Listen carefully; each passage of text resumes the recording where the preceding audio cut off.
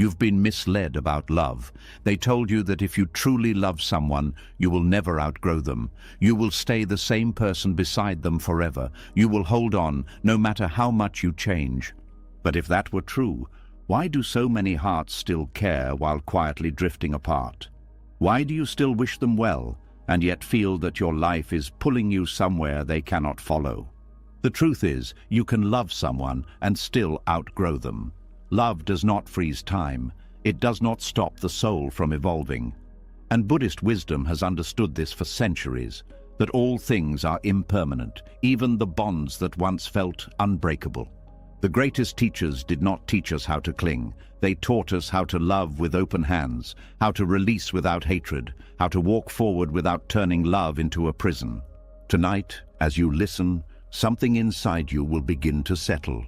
The guilt will soften. The confusion will clear.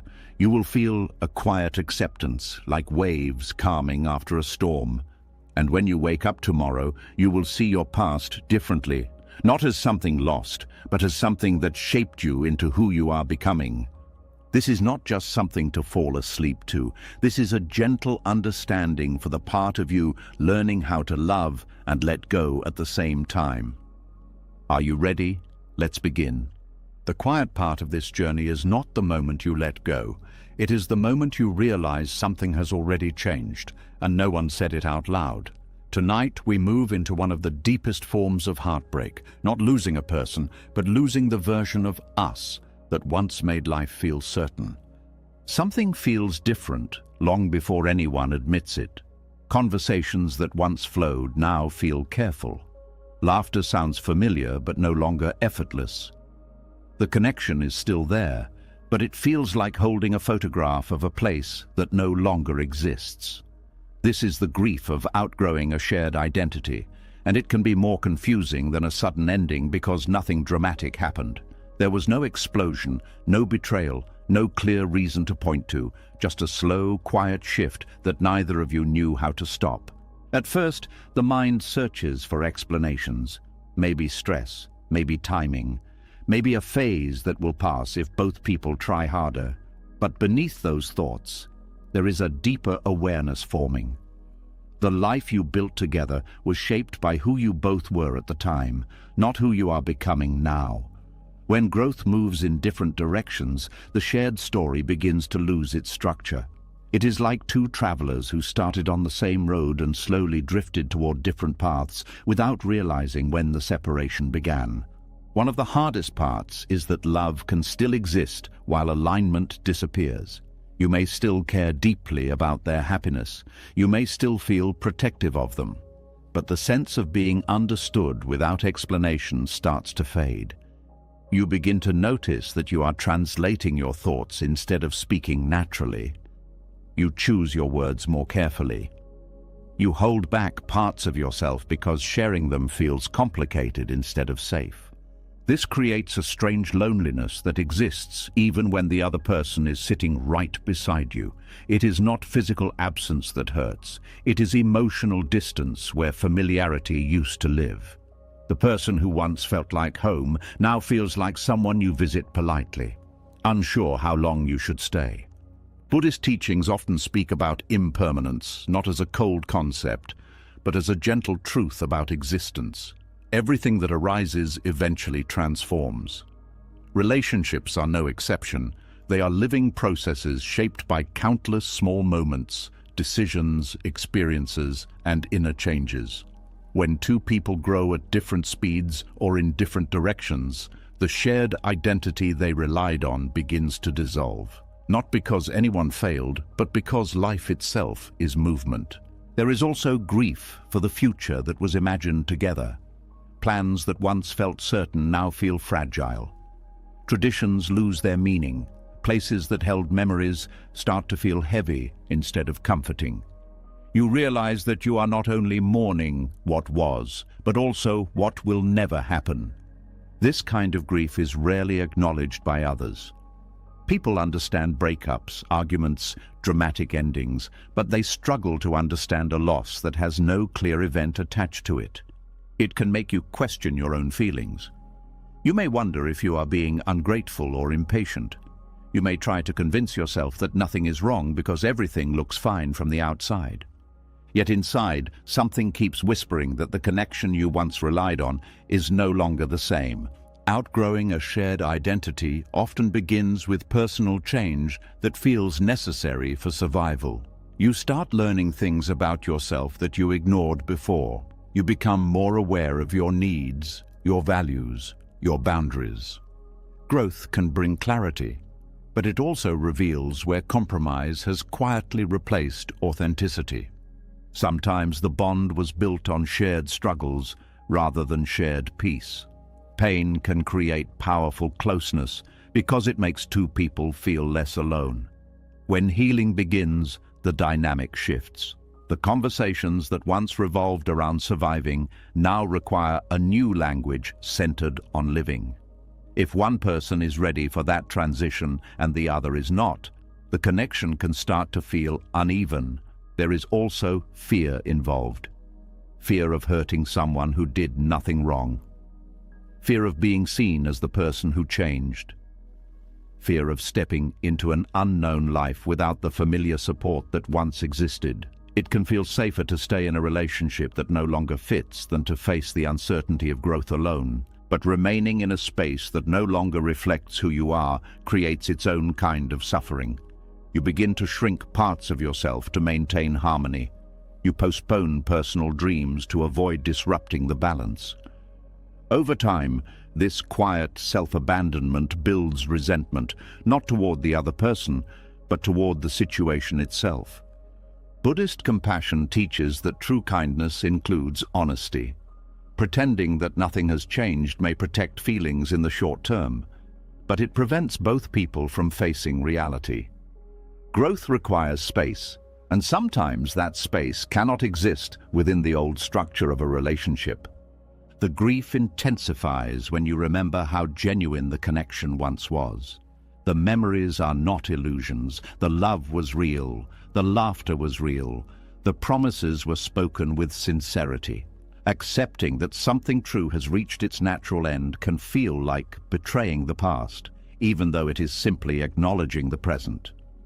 You may find yourself revisiting old conversations, trying to locate the exact moment things shifted. But there is rarely a single point where everything changed. It is more like watching daylight fade into evening. You cannot pinpoint the second when afternoon becomes night, only that the light is no longer the same. Outgrowing a shared identity also challenges the belief that lasting love must remain unchanged. Many people are taught that strong relationships mean staying aligned forever, that growing apart is a sign of failure. But from a Buddhist perspective, attachment to permanence is what creates suffering. Love that allows transformation is not weaker. It is more honest. Sometimes the most compassionate choice is to accept that two lives are no longer meant to follow the same rhythm.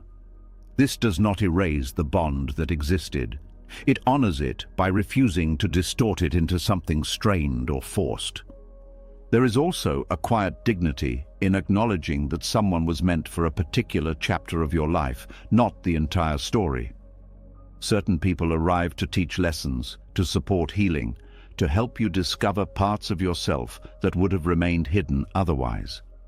When their role is complete, holding on to them out of fear prevents both of you from continuing your journeys. This realization does not bring immediate peace. It often brings waves of sadness, relief, guilt, and tenderness all at once. You may miss them even while knowing distance is necessary. You may wish things were different even while understanding why they cannot be. Healing begins when you stop trying to restore the past and start allowing the present to exist as it is. This does not require cutting off care or pretending the relationship never mattered. It means accepting that the form of the connection has changed. You can still wish them happiness. You can still appreciate what was shared. You can still carry the lessons forward. Letting go of the shared identity does not mean letting go of compassion. Over time, the grief softens into something quieter. The memories lose their sharp edges. Instead of focusing on what was lost, you begin to recognize what was gained. resilience, clarity, a deeper understanding of yourself. You see how the relationship shaped your growth, even if it could not continue alongside it. Eventually, the story of us becomes part of your history, rather than the definition of your present. It no longer controls your decisions or limits your possibilities. It becomes a chapter you can read with gratitude instead of longing, and in that space, something new begins to form. Not a replacement, not a distraction, but a life that reflects who you are now. A life where connection does not require shrinking, where understanding does not feel forced, where presence feels natural again. Outgrowing a shared identity is painful because it marks the end of a familiar world, but it also opens the door to a more authentic one. The grief you feel is not proof that you made the wrong choice. It is proof that the connection mattered. In the quiet, after acceptance, there is a subtle peace that starts to grow. A sense that you can carry love without carrying the weight of a story that no longer fits. A realization that growth did not destroy the bond, it transformed it into something that can exist without holding you back. And as this understanding settles in, the heart slowly learns that loving someone and releasing the identity you built together are not contradictions. They are part of the same compassionate truth, that people change, paths diverge, and life continues moving forward even when the past was beautiful. Tonight, that truth may feel heavy, but within it is also freedom. The freedom to honor what was while allowing yourself to become who you are meant to be next. When the old us finally stops feeling like home, the heart doesn't instantly shut off.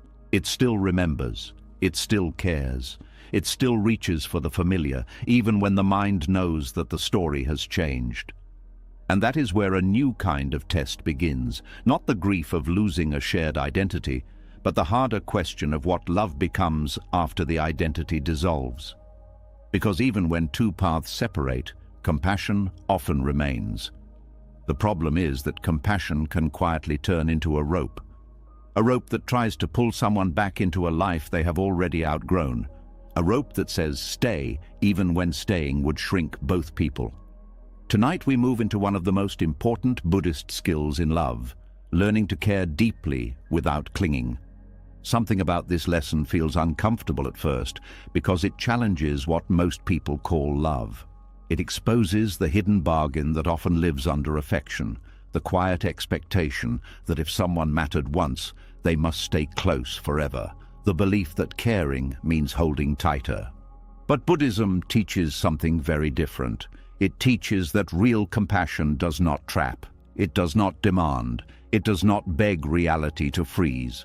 There is a softer kind of love that most people never practice. It is love without possession, love without control, love that blesses a person's becoming, even when their becoming no longer includes you. Compassion without clinging begins with a painful realization. The heart can sincerely want the best for someone, yet still feel threatened when their best leads them away. This is where people confuse love with fear. They say, "I just don't want to lose you," but what they often mean is, "I don't want to face the emptiness that comes when you're no longer part of my daily world." Clinging is not always dramatic. Sometimes it looks like constant checking in, not out of care but out of anxiety. Sometimes it looks like giving advice that is really disguised control. Sometimes it looks like staying overly involved in their choices, their relationships, their direction, because letting them choose freely feels like losing your place in their life. And this is where Buddhism brings clarity. Attachment does not mean affection. Attachment means dependence. It means the mind has tied its stability to a person, a role, or an outcome. Compassion, on the other hand, is simply goodwill. It is the pure wish that someone may be free from suffering and supported in their growth. So the question becomes simple but challenging. Can care remain even when control is released? One way to understand this is to notice what happens in the body when someone you love makes a decision you do not like. If the chest tightens, if the mind starts racing, if you feel a desperate need to change their mind, that is not compassion. That is clinging. Compassion is calm. It may feel sad, but it is not frantic. It does not panic when reality moves. Clinging is often rooted in a hidden belief that your love is responsible for their safety. It's a belief that says, if I stop holding them, they will fall. This can come from genuine concern, but it can also come from unresolved fear. Sometimes fear from earlier losses, sometimes fear from abandonment wounds, sometimes fear from a past where love was unstable, so the mind learned to grip tightly to whatever felt secure. Buddhist practice does not shame this fear, it simply invites you to see it clearly, because the moment you see clinging as fear, not love, you stop romanticizing it. You stop calling anxiety devotion. You stop calling control care. Then a deeper compassion begins to grow. Compassion for them and compassion for yourself. Compassion without clinging means allowing someone's life to belong to them again. Not because you don't care, but because you care enough to respect their path. It means recognizing that people are not meant to be held like property. Even if two lives once fit perfectly together, that does not create permanent ownership over each other's future. This is especially difficult when the other person is kind, when they still love you, or when there is no clear reason to separate beyond growth itself. In those situations, clinging often disguises itself as loyalty. You tell yourself you are being faithful to what you built. But Buddhism gently asks, faithful to what? Faithful to the past or faithful to truth? Sometimes the most loyal thing you can do is release someone from the version of you that still needs them to stay the same. Compassion without clinging also means letting go of the urge to rewrite them into someone who fits your life again. Many people try to keep a relationship alive by reshaping the other person. They push them to heal faster, grow differently, be more emotionally available, be more ambitious, be more spiritual, be less emotional, be less distant. The intention seems loving, but underneath it is resistance. Resistance to who that person actually is.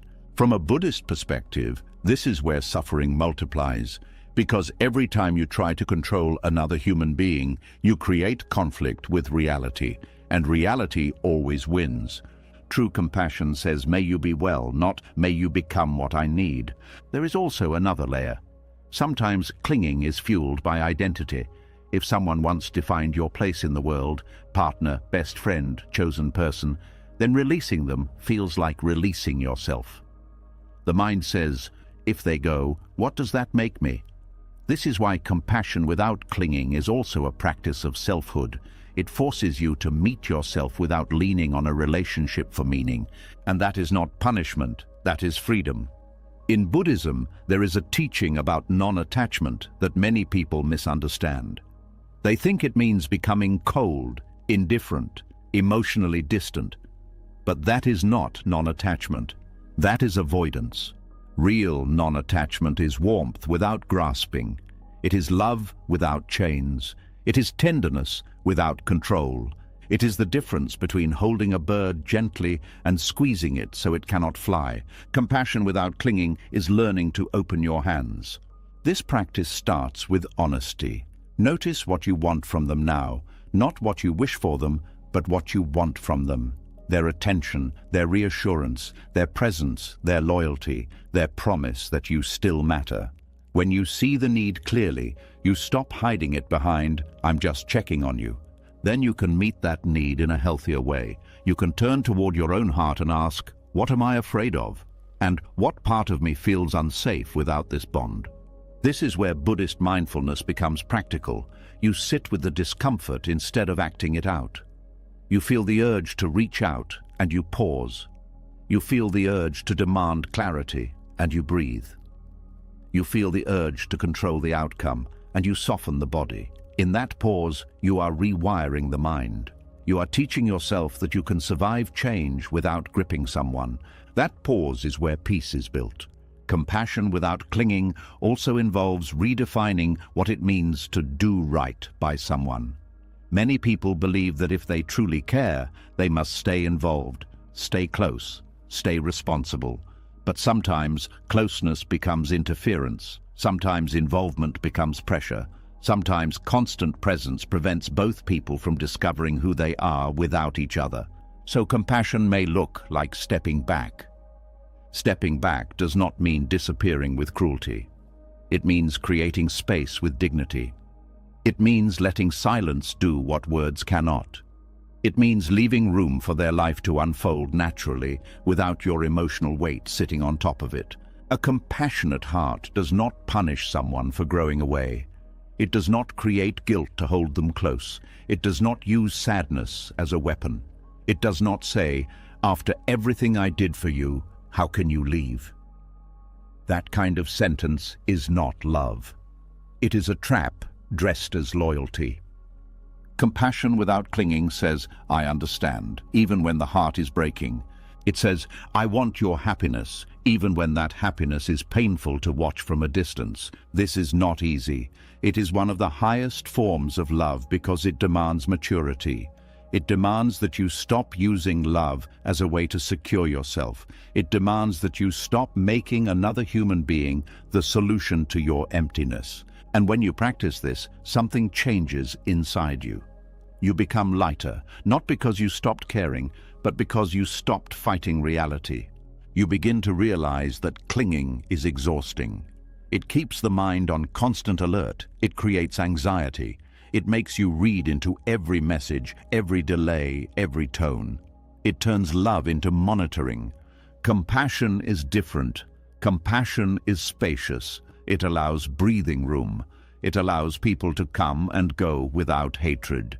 It allows gratitude to remain even when closeness ends.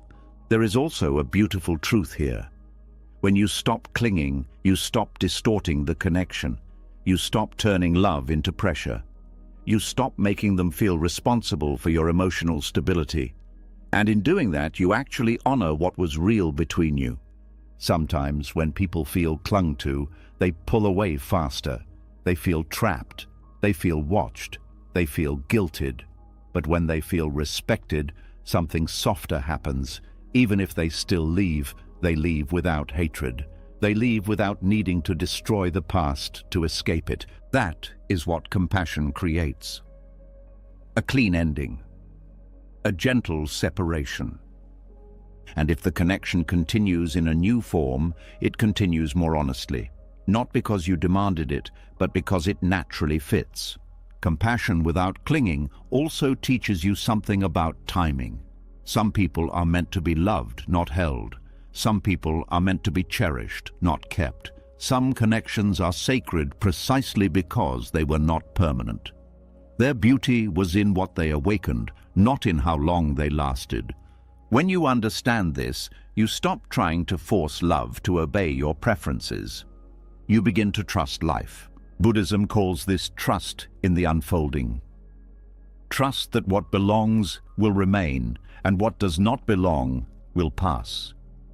Not as punishment, but as movement. There is still grief in this practice. It is not numbness. You will still feel the ache of missing them. You will still remember the warmth of closeness, but the grief becomes cleaner because it is not tangled with desperation, and clean grief heals faster.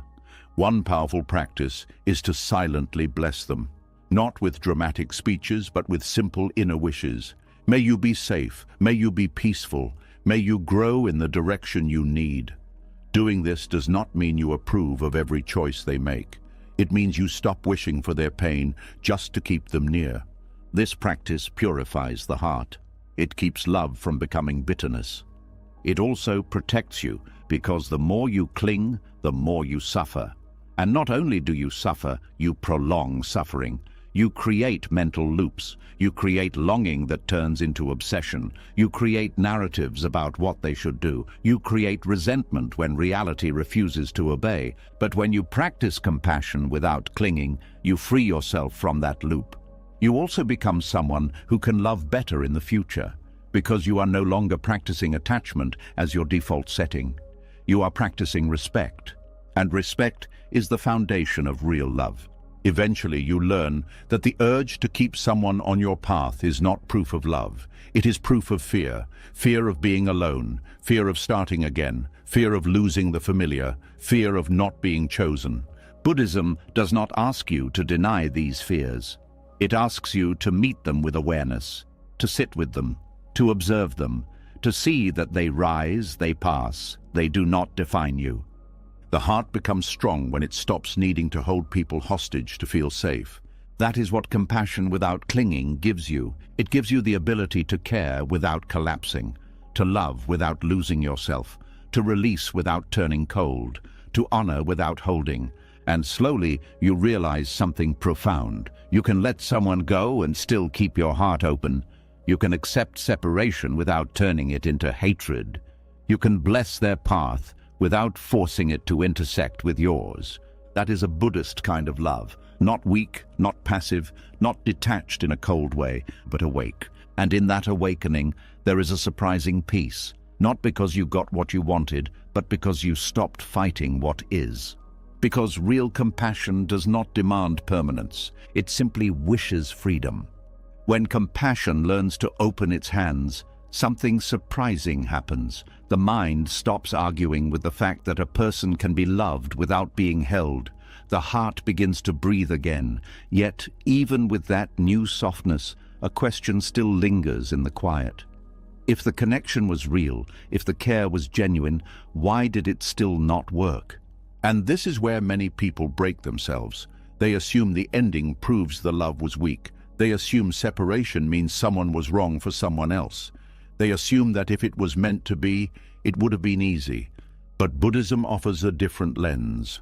Sometimes it is not about mismatch. Sometimes it is about timing. Sometimes two souls meet and the meeting is meaningful, but the season is not right for staying. There is a strange kind of pain that comes from knowing someone was not a mistake, yet still not a future. The heart says, this mattered, while life says, not like this, not now. Tonight we step into that subtle truth, the karma of meeting at the wrong time. Something about this topic stirs curiosity because it touches a fear most people carry silently. The fear that life can bring something beautiful too early or too late. The fear that love can arrive while you are still becoming someone who can hold it. The fear that two people can be right, yet reality can still say no. Meeting at the wrong time does not mean the connection was false. It means the conditions around it were not ready. In Buddhist teaching, karma is not only about reward and punishment. It is about causes and conditions. It is about how everything in life unfolds because of countless influences coming together in a moment.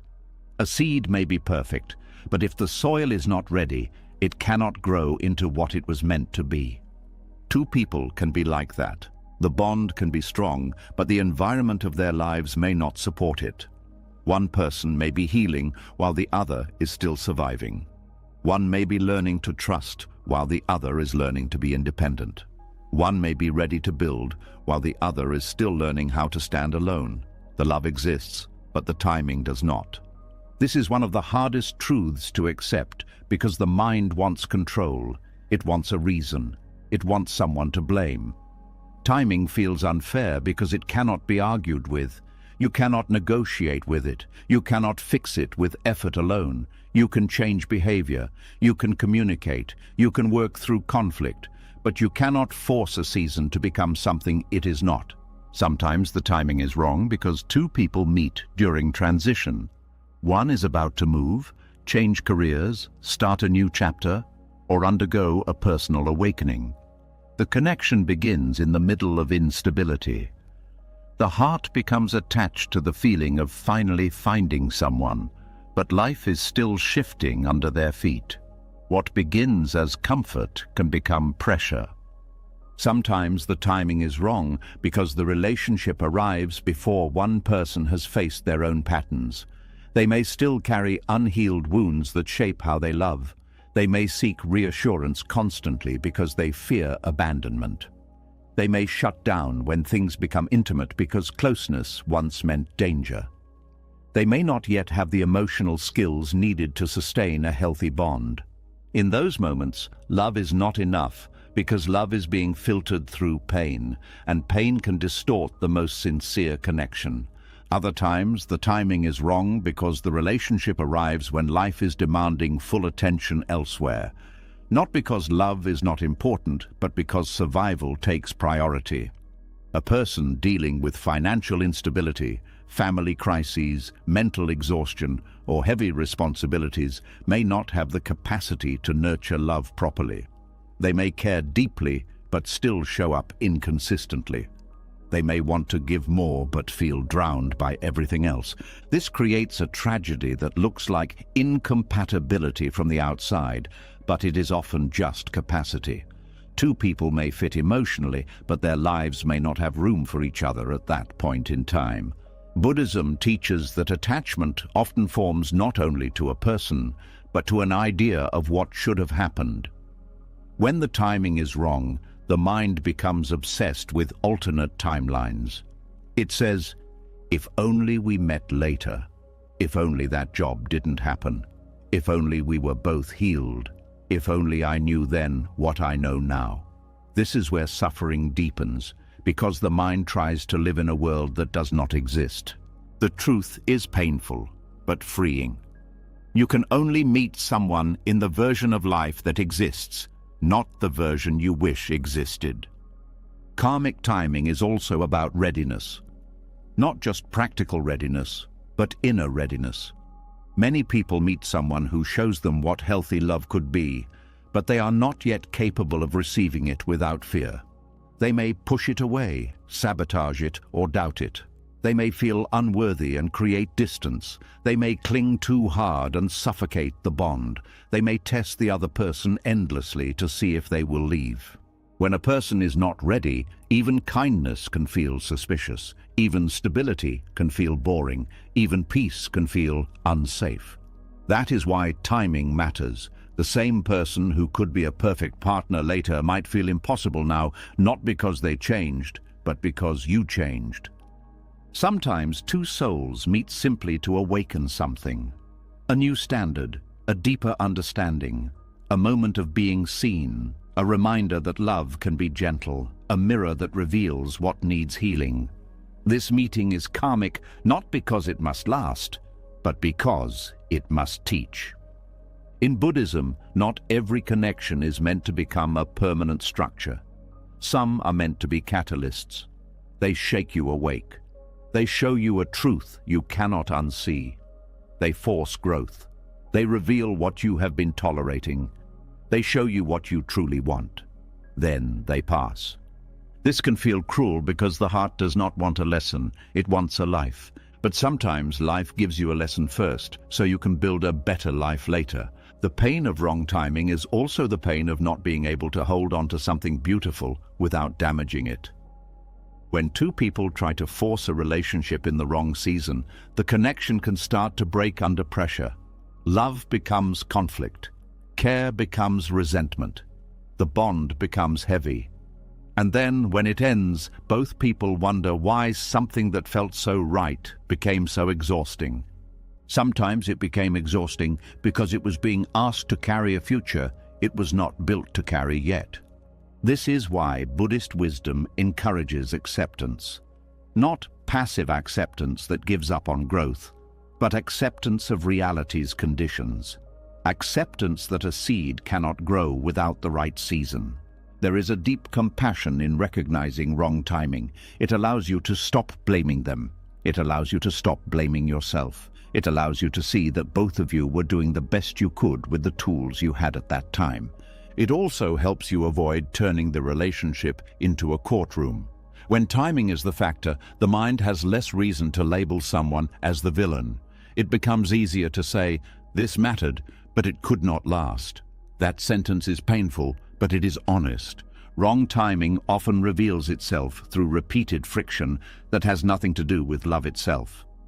The connection feels real, but the circumstances keep interrupting it. You keep missing each other emotionally. One person is always overwhelmed. The other person is always waiting. You keep trying to align, but life keeps shifting. The relationship begins to feel like two hands trying to hold water.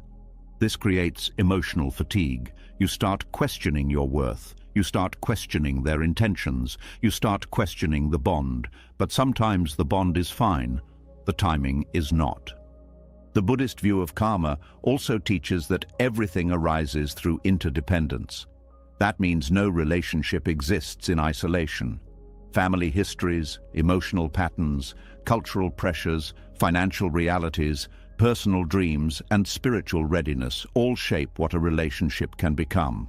When those forces pull in different directions, love alone cannot create harmony. That does not mean love is weak. It means love is not separate from reality. There is also a hidden gift in wrong timing. It teaches patience with life. It teaches humility. It teaches you that you cannot force what you are not ready to receive. It teaches you that sometimes the universe does not say no, it says not yet. But this is where people misunderstand. They turn not yet into obsession. They keep waiting. They keep holding on to hope as if hope is proof. But Buddhism teaches that clinging to the future creates suffering too. If someone is not in your life now, you cannot build your peace on the fantasy that they might return. The healthiest way to honor a wrong timing connection is to take the lesson and keep walking, to grow from it without chaining yourself to it. Because sometimes the karma was not to stay together. The karma was to meet, transform, and separate. This is difficult because it challenges the belief that meaningful connections must be permanent. But not everything meaningful lasts. Some things are meaningful because they were brief, like a sunset, like a song that reaches your heart and ends too soon. The beauty was not in its permanence. The beauty was in its truth while it existed. A relationship that meets at the wrong time can still be deeply true. It can still be one of the most important connections of your life. It can still shape you in ways nothing else could. That is why the grief is so deep, because you are not only grieving the person, you are grieving what it could have been under different conditions. Buddhist wisdom invites you to grieve without drowning, to acknowledge the pain without letting it become your identity, to hold the memory as a teacher, not as a chain. One way to practice this is to stop arguing with the ending. The mind wants to keep proving that it could have worked, but the ending itself is evidence of the conditions. It shows what was possible then. It shows what was not possible then. The relationship ended because something in reality could not support it. Not because you were unlovable, not because they were evil, not because the love was fake, but because the season could not hold the fruit. This understanding allows the heart to soften instead of harden. It allows forgiveness to arise naturally, forgiveness for them, for yourself, for the timing of life. It also helps you stop carrying bitterness into new connections. Many people become cynical after wrong timing love. They say, life is unfair, love is pointless, nothing lasts. But Buddhist wisdom says impermanence is not meaninglessness. Change does not erase value. A flower that blooms and fades still matters. The real danger is when you let the pain of timing make you close your heart, because then the wrong timing does not just end one connection, it blocks future ones. The lesson is not to stop loving, the lesson is to stop forcing, to recognize that timing is part of karma, and karma is not personal. It is not life targeting you. It is life unfolding through countless conditions, many of which are beyond your control. When you accept this, you become calmer.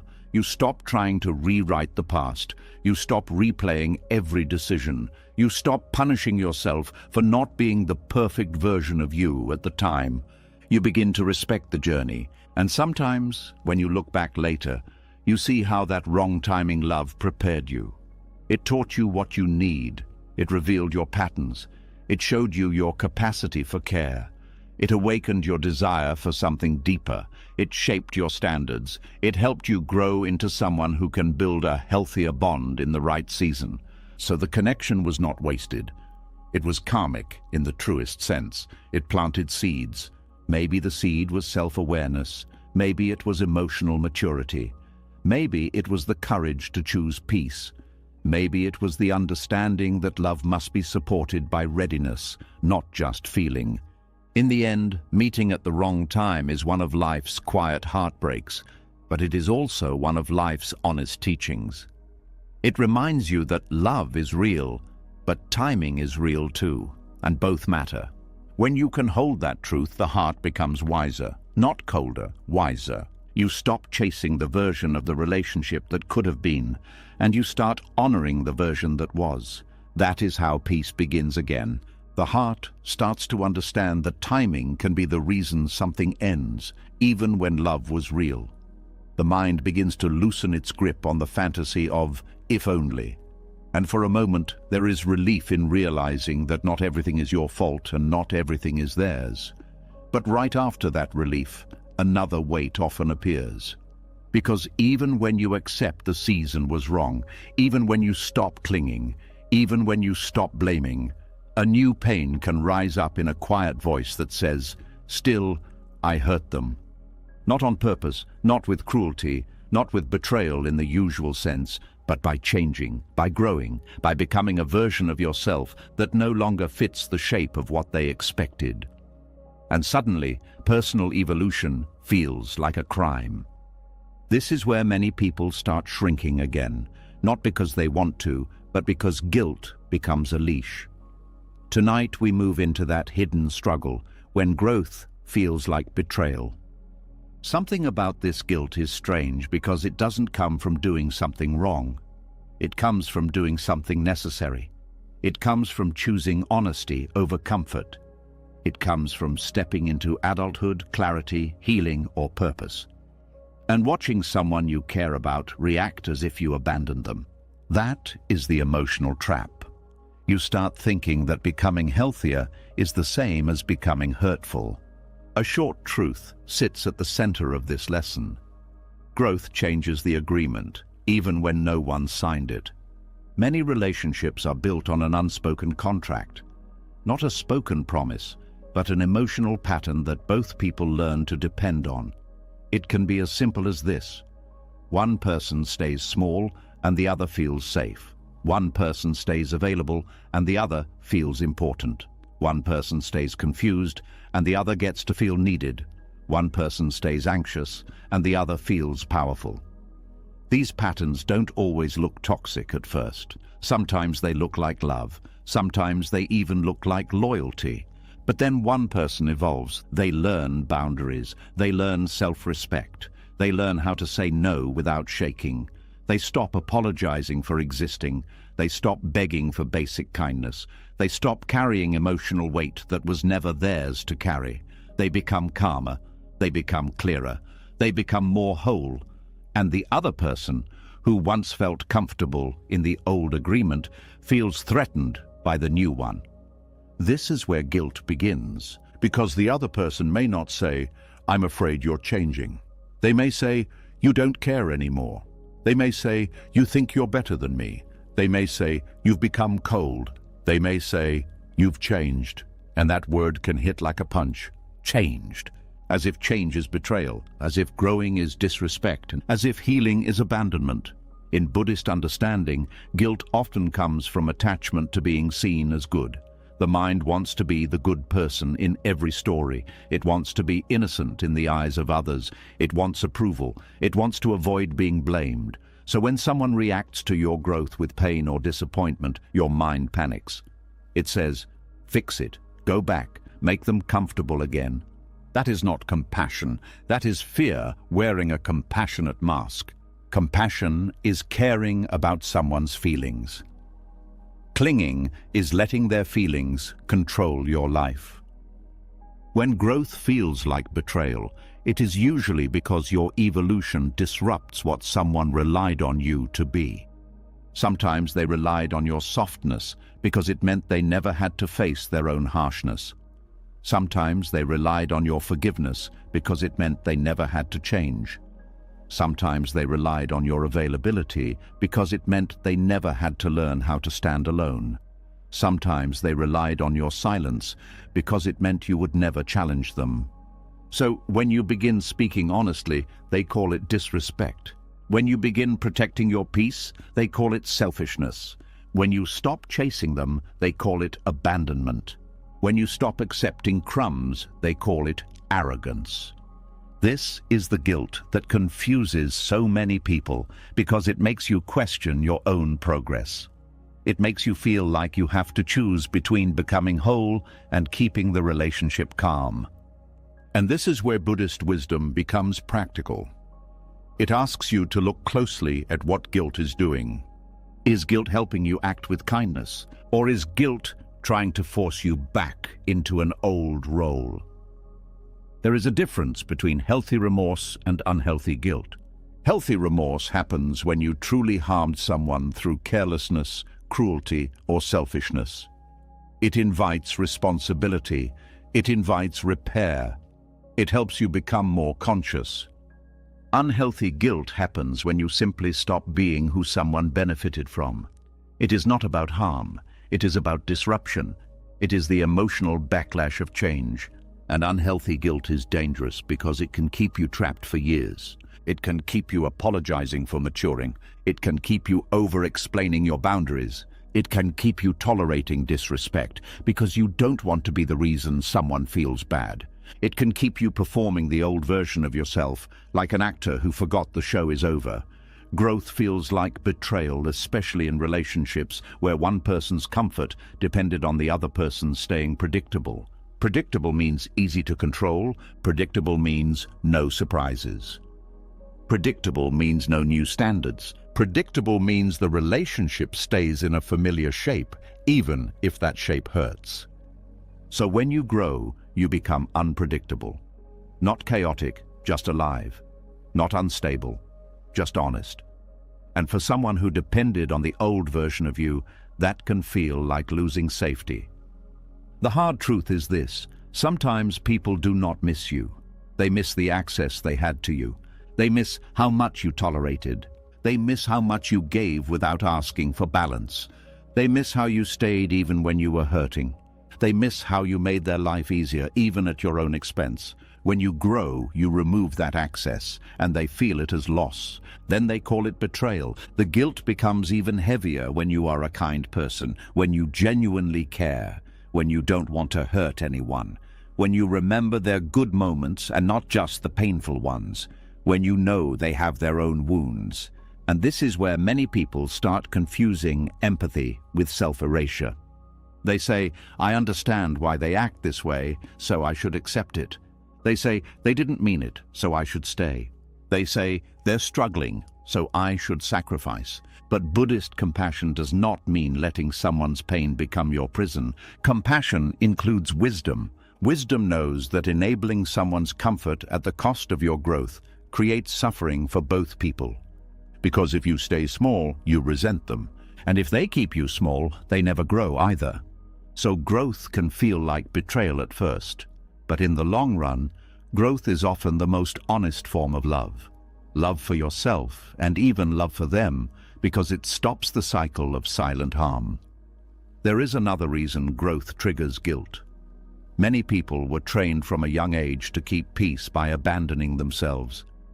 They learned that love equals compliance. They learned that being good means being easy. They learned that conflict means danger. So when they grow and start taking up space, their nervous system interprets it as wrongdoing. They feel guilty for saying no. They feel guilty for having needs. They feel guilty for wanting a different life. They feel guilty for not being available all the time. They feel guilty for changing their mind. They feel guilty for choosing peace over performance. This guilt is not your moral compass. It is your conditioning. And Buddhism helps you see this clearly. It teaches that suffering comes from ignorance, not ignorance as stupidity, but ignorance as not seeing reality. When you believe your worth is measured by how comfortable you keep others, you live in ignorance. You live under a false rule. That rule says, if they are upset, you did something wrong. But people can be upset because reality changed, not because you attacked them. People can be upset because they lost control, not because you hurt them. People can be upset because your growth reveals their stagnation, not because you betrayed them. So, part of this lesson is learning to stop treating someone's discomfort as proof that you are guilty. Discomfort is not always a sign of harm. Sometimes discomfort is the sign of truth entering the room. Growth often disrupts expectations, and expectations are powerful because they become the hidden foundation of a relationship. Someone expects you to always respond fast. Someone expects you to always forgive quickly. Someone expects you to always be emotionally available. Someone expects you to always choose them over yourself. Someone expects you to always be the same person they first met. But expectations are not reality. They are mental images. When you grow, you break the image, and people grieve the image, but they often blame you for their grief. This is why growth feels like betrayal, because you are being punished for breaking an illusion you never promised to maintain. In Buddhism, there is a deep respect for impermanence. It teaches that everything changes, and when you accept that, you suffer less. Relationships, identities, feelings, plans, desires, and seasons all shift. The problem is that many people build their emotional safety on the belief that things should stay the same. So when you evolve, you are not just changing yourself, you are challenging their entire sense of stability. That can trigger their fear, and fear often speaks as accusation. Fear says, "You're leaving me." Fear says, "You don't love me anymore." Fear says, "You're becoming someone else." Fear says, "You betrayed what we had." But underneath those words is often the simple terror of losing familiarity. This is where you need to hold two truths at once. Their feelings matter, but their feelings are not your chain. You can acknowledge their pain without surrendering your growth. You can listen without collapsing. You can be gentle without reversing your evolution. That is the balance. Compassion without clinging, applied in a new way. When growth feels like betrayal, the mind often tries to fix it by over-explaining. You give long speeches. You write long messages. You keep trying to make them understand. You keep trying to prove your heart. You keep trying to soften the blow with perfect words. But sometimes no amount of explanation will make someone comfortable with your growth, because the problem is not your words. The problem is your freedom.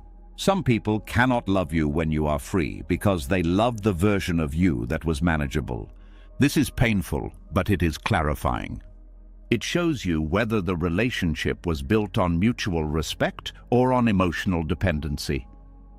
A respectful connection can adapt to your growth. It may feel awkward at first, but it finds new balance. A dependent connection fights your growth. It calls it betrayal because it cannot survive without your old role. So the guilt you feel becomes a doorway. It reveals what kind of bond this really was. There is also a spiritual side to this guilt. Many people confuse loyalty with staying the same. They think loyalty means keeping the original version of the relationship alive forever. They think loyalty means never changing the rules. They think loyalty means holding on to old promises even when the person you promised them as is no longer you. But Buddhism teaches that clinging to identities creates suffering. The identity of the supportive one, the identity of the one who always stays, the identity of the one who forgives. These can look noble, but when they become cages, they are no longer wisdom. They are attachment. Sometimes the most loyal thing you can do is become honest about who you are now. Even if that honesty disrupts comfort, even if that honesty ends the relationship, even if that honesty makes someone disappointed, because living a lie to keep peace is not peace. It is slow violence against the self. And you cannot build a compassionate life on self-betrayal. This is where forgiveness becomes important. Not forgiveness for hurting them on purpose, but forgiveness for being human. Forgiveness for evolving. Forgiveness for having seasons. Forgiveness for not being able to stay in a role forever. When you hold guilt too tightly, you start making your life smaller as payment. You start punishing yourself by staying in places you have outgrown. You start delaying your own growth to avoid someone else's discomfort. But Buddhism invites a different approach. It invites you to feel guilt without obeying it, to notice it in the body, to breathe through it, to let it rise and pass like a wave. Guilt is a feeling. It is not always a truth. If your growth is honest, if your actions are respectful, if your intentions are clean, then guilt is simply the emotional noise of change, and change is always noisy in the beginning. Another part of this lesson is learning how to grow without becoming harsh. Some people, after years of being too soft, swing into cruelty. They become rigid, they become dismissive. They say, "I don't care how you feel." That is not wisdom either. That is the pain of the past speaking. Compassion without clinging means growing with dignity. It means you can hold your boundary without turning it into a weapon. It means you can leave without humiliating. It means you can tell the truth without trying to win. Growth with compassion looks like clarity and kindness together. It sounds like, "I care about you, and I also need to choose what is right for my life." It sounds like, "I understand this hurts, and I still cannot go back." It sounds like, "I'm not rejecting you as a person, but I'm not able to live in this pattern anymore." It sounds like, "I respect what we had, and I also respect who I'm becoming." That kind of language is not meant to convince them. It is meant to keep your heart clean. Because sometimes the hardest part of growth is not losing the relationship. It is losing the version of yourself who needed permission to grow. When you no longer seek permission, guilt shows up like a guard at the gate. It tries to stop you. It tries to say, "If you were a good person, you would stay." But the truth is, goodness is not measured by how much you suffer for others. Goodness is measured by how consciously you live, by how honest you are, by how kind you are without betraying yourself, by how much harm you refuse to continue, even when the harm is quiet and normalized. So when growth feels like betrayal, remind yourself of a simple Buddhist truth. You are not here to keep everyone comfortable. You are here to wake up to reality, to wake up to your own heart, to wake up to the difference between love and fear, to wake up to the difference between compassion and control. And if your growth disrupts someone's expectations, that does not automatically mean you are wrong. It may simply mean the relationship was built on an old version of you. The cleanest way through this guilt is to keep your actions gentle and your direction firm. Do not insult them. Do not punish them. Do not blame them for struggling, but do not shrink yourself to save them from discomfort. Because if you abandon your growth to protect their expectations, you will eventually feel something worse than guilt. You will feel regret. Regret for the life you could have lived. Regret for the peace you postponed. Regret for staying loyal to a version of you that was tired. Regret is heavier than guilt. So choose the path that leads to truth, even if it feels like betrayal at first. In time, clarity replaces guilt. You see that growth did not betray them. It simply revealed what could not grow with you. And then something soft happens. You stop needing them to understand. You stop needing them to approve. You stop needing to be seen as innocent. You become content with being honest. That is when the heart becomes truly free. Not free from love, but free from the prison of performing love the way others demand. And in that freedom, your compassion becomes deeper because it is no longer desperate.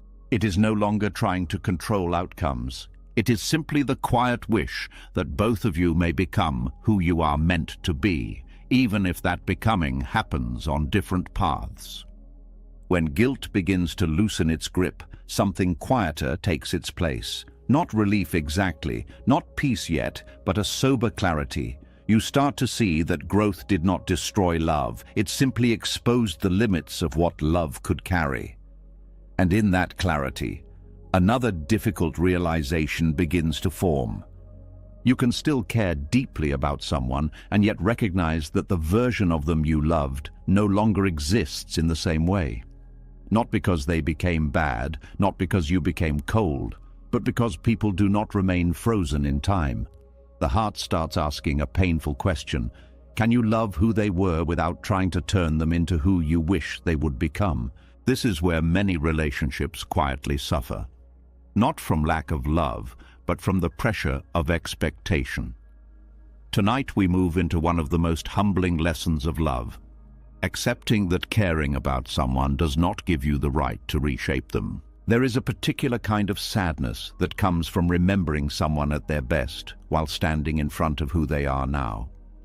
You remember the tenderness, the effort, the warmth, the way they once listened, the way they once showed up without being asked.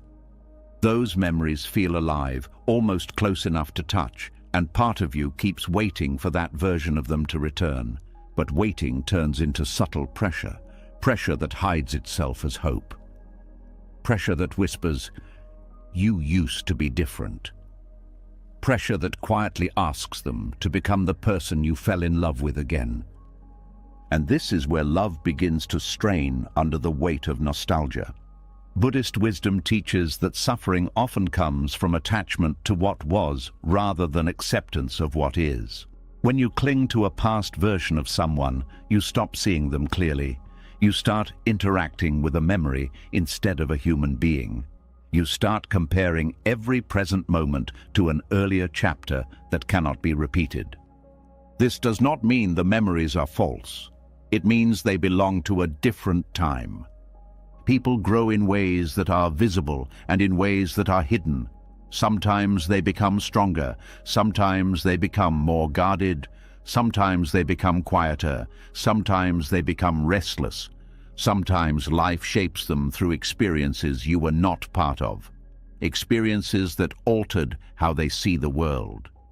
Loving someone means recognizing that they are not a character in your story. They are the author of their own. When you try to reshape them, even gently, you create tension. They feel unseen, as if who they are now is not enough. They may feel like they are constantly being evaluated against a past version of themselves. They may feel that your affection depends on whether they return to an earlier state. This can make a person withdraw further, not because they don't care, but because they feel they are failing a test they never agreed to take. Trying to reshape someone often comes from fear rather than control. Fear that if they continue changing, the relationship will disappear. Fear that if they become too different, you will lose the connection that once grounded you. Fear that you will become strangers. So the mind attempts a rescue operation. It tries to guide them back toward familiarity. It offers suggestions, advice, reminders of how things used to be. It highlights the differences, hoping awareness will reverse the change. But growth does not reverse on command, and even if it did, it would not be authentic. Buddhist compassion invites you to see the deeper issue. The pain is not that they changed. The pain is that you did not change together in the same way. Two lives rarely evolve at the same speed or in the same direction. Sometimes one person becomes more introspective while the other becomes more outward focused. Sometimes one person seeks stability while the other seeks exploration. Sometimes one person heals while the other is still learning how to cope. When this happens, the gap can feel unbearable because the shared rhythm is gone. Loving the person they were without forcing them to become who you need requires grieving the gap. It requires accepting that no amount of love can erase differences that have already formed. It requires recognizing that wanting them to change is often another form of clinging, clinging to the past version of them, clinging to the identity of the relationship, clinging to the feeling of certainty. There is also a subtle arrogance hidden in the desire to reshape someone. Not arrogance in a cruel sense, but in a hopeful one. It assumes that if you care enough, try hard enough, explain clearly enough, or wait patiently enough, they will eventually become what fits your life again. But love is not sculpting clay. People are not projects. When you love someone, you are loving a moving being, not a fixed form. In Buddhism, there is deep respect for autonomy. Each person carries their own karma, their own path, their own lessons. You can walk beside them for a time, but you cannot walk for them. You cannot choose their awakenings. You cannot accelerate their process. Accepting this can feel powerless, especially if you are used to solving problems. It can feel like giving up, but it is actually surrender to reality, not surrender to defeat. There is a difference between supporting someone's growth and trying to direct it. Support listens, control instructs, support respects pace, control demands urgency, support allows mistakes. Control tries to prevent them, support believes in their capacity. Control assumes they need guidance. When you release the urge to reshape them, something surprising happens. You begin to see them more clearly, not as who they were or who they could be, but as who they are right now. And from that clarity, a new kind of love can emerge, one that is grounded in truth instead of memory. This does not mean you have to accept behavior that harms you. Acceptance is not tolerance of disrespect. It simply means you stop trying to convert them into someone they are not.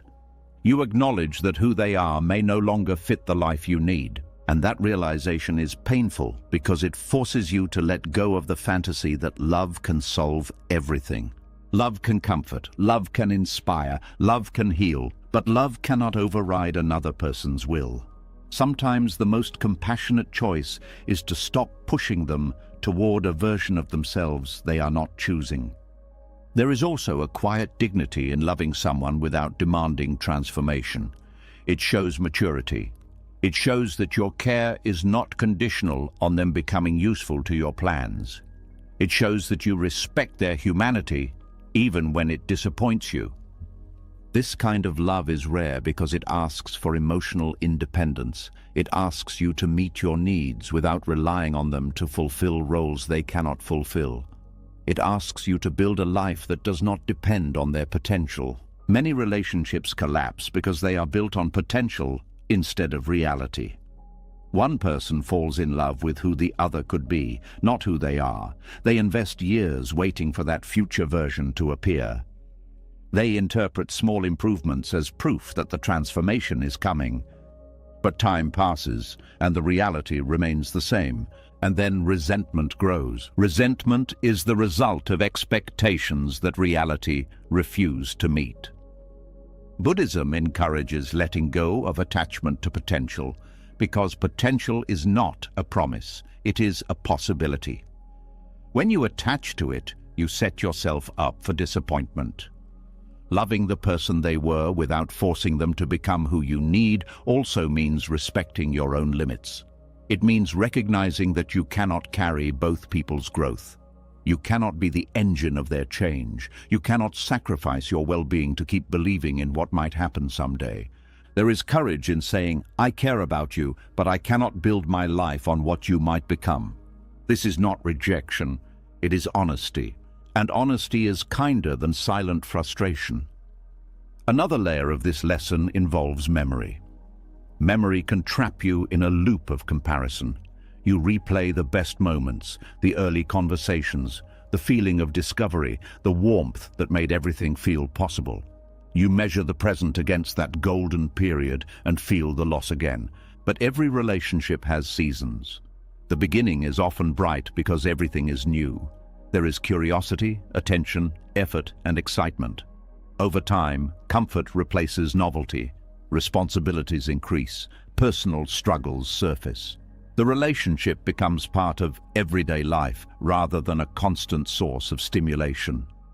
This shift is natural, but it can feel like decline if you are attached to the beginning. Accepting the person they are now means letting go of the illusion that the beginning can be preserved. It also means accepting that you cannot recreate feelings through force. Emotions respond to authenticity, not pressure. When someone senses that they are being pushed to act differently, they often withdraw further. Love that allows freedom tends to feel safer than love that feels like a performance review. There is also a quiet compassion in recognizing that you too are no longer the same person they fell in love with. Your needs changed, your perspective changed, your tolerance changed, your dreams evolved, your fears shifted. Expecting them to stay the same while you evolve creates imbalance, so part of this acceptance is mutual.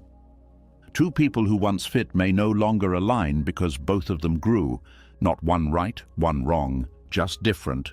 When you stop trying to reshape them, you also stop reshaping yourself to match who they need. The relationship becomes honest, even if that honesty leads to distance. Honesty creates clean endings. Pretending creates slow decay. There is peace in loving someone as they are and admitting that who they are does not fit your path anymore. It removes the struggle of constant negotiation. It removes the tension of trying to fix something that is not broken, just different. This kind of peace does not erase sadness, but it transforms it. The sadness becomes respectful rather than desperate. It becomes a quiet acknowledgement of what was shared without trying to rewrite it. You may still wish them well. You may still care about their happiness. You may still remember the good without denying the difficulty. This is the Buddhist middle path.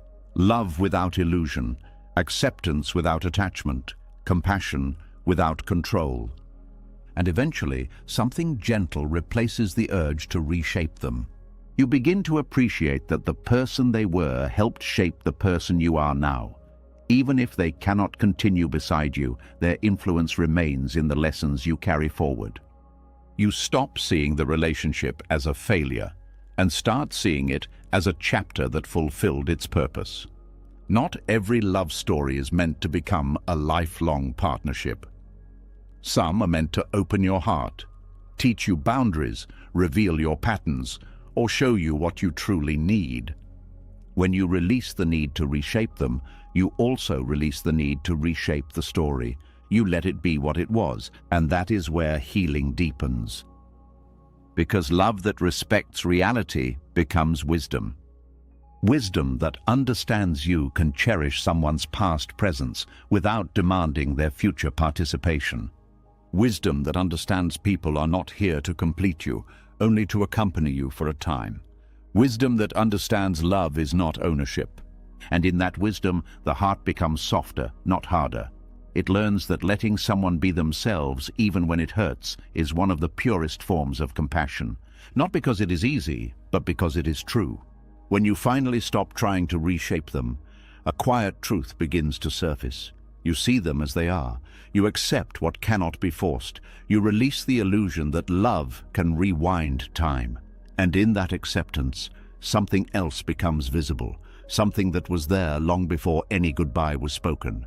Distance does not always arrive with a slammed door or a final conversation.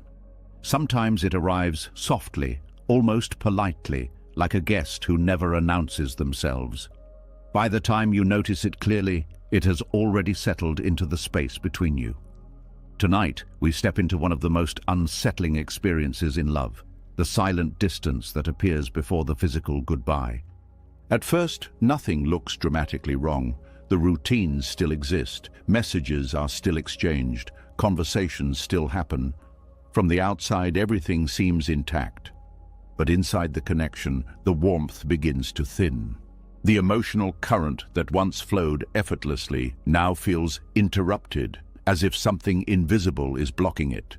You begin to sense it in small ways. Responses become shorter. Eye contact feels fleeting. Laughter feels slightly delayed. The pauses between sentences grow longer. Silence stops feeling peaceful and starts feeling heavy, like it is carrying words that no one wants to say. This silent distance is confusing because it has no clear cause. There was no moment you can point to and say, that's when it changed. It is more like watching a candle burn down slowly. The light is still there, but the flame is weaker, and you cannot stop the wax from disappearing. Buddhist wisdom teaches that endings rarely begin at the end.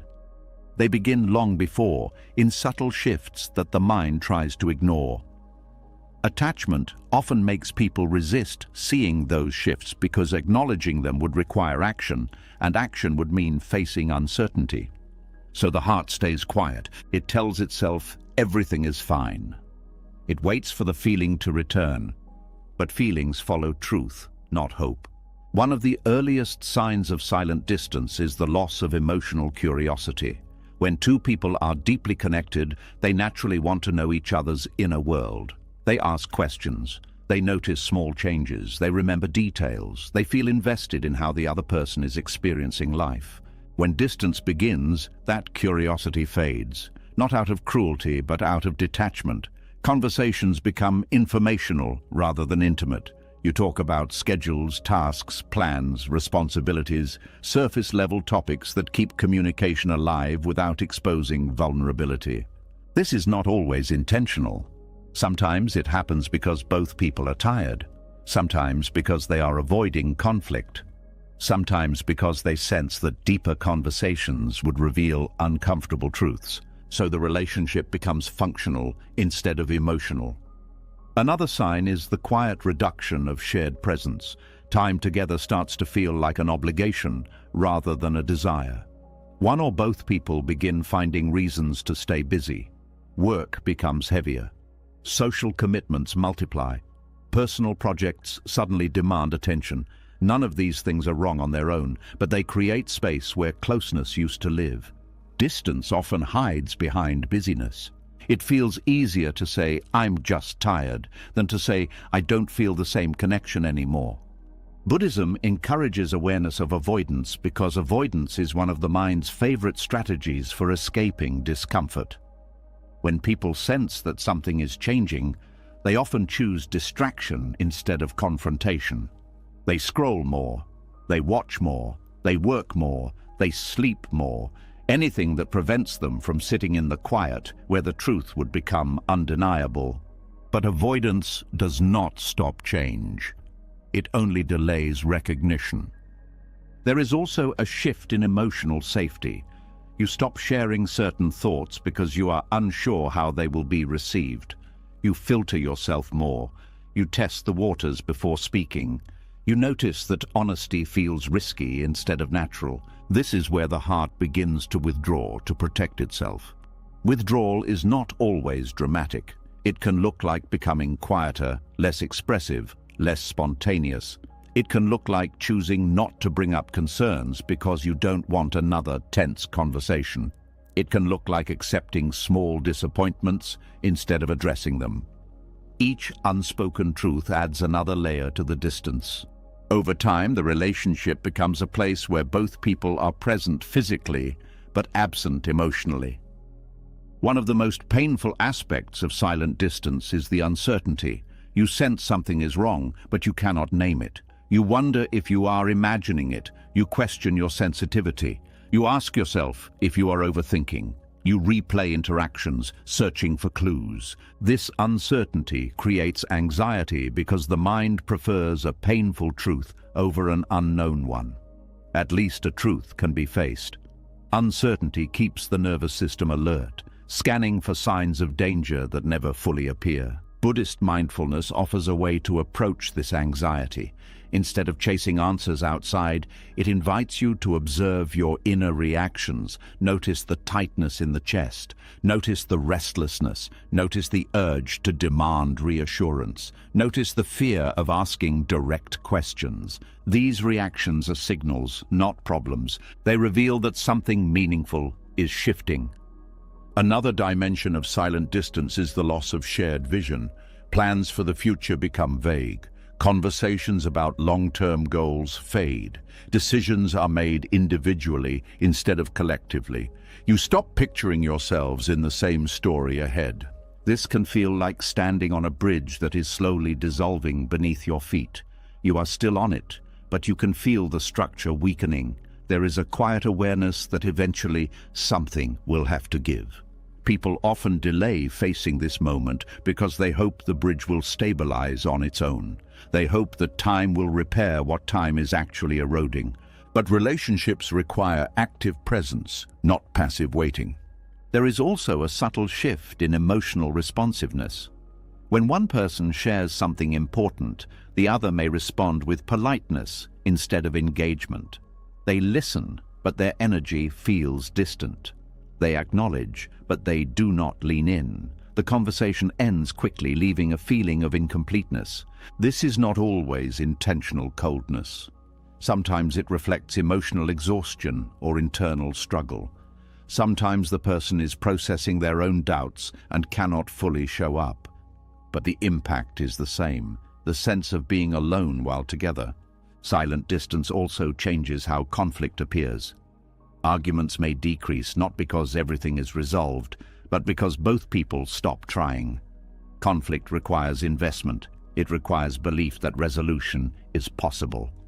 When distance grows, people often stop arguing because they no longer see the point. Indifference replaces frustration. And indifference is often more dangerous than anger because it signals disengagement. Buddhist teachings highlight that attachment to harmony can sometimes hide deeper issues.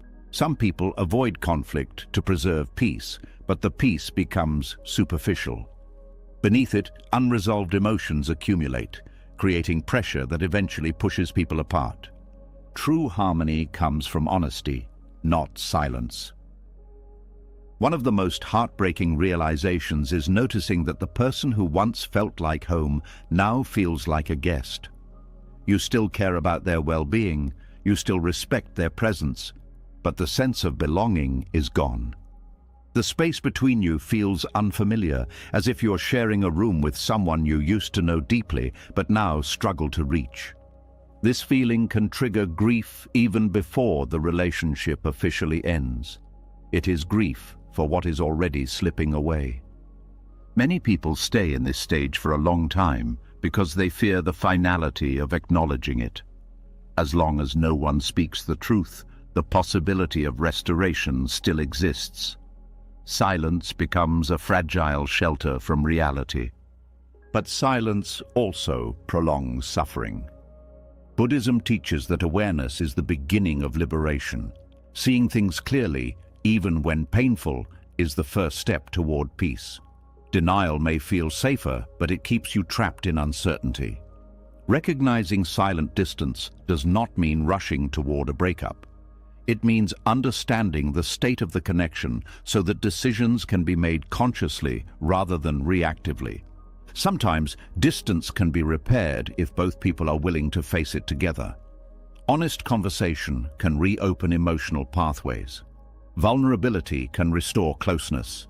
Effort can rebuild trust.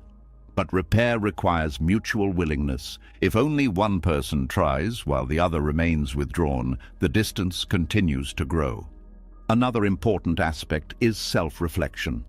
Silent distance is not always caused by the other person alone. Sometimes you also withdraw without realizing it. Maybe you stopped sharing because you felt unheard.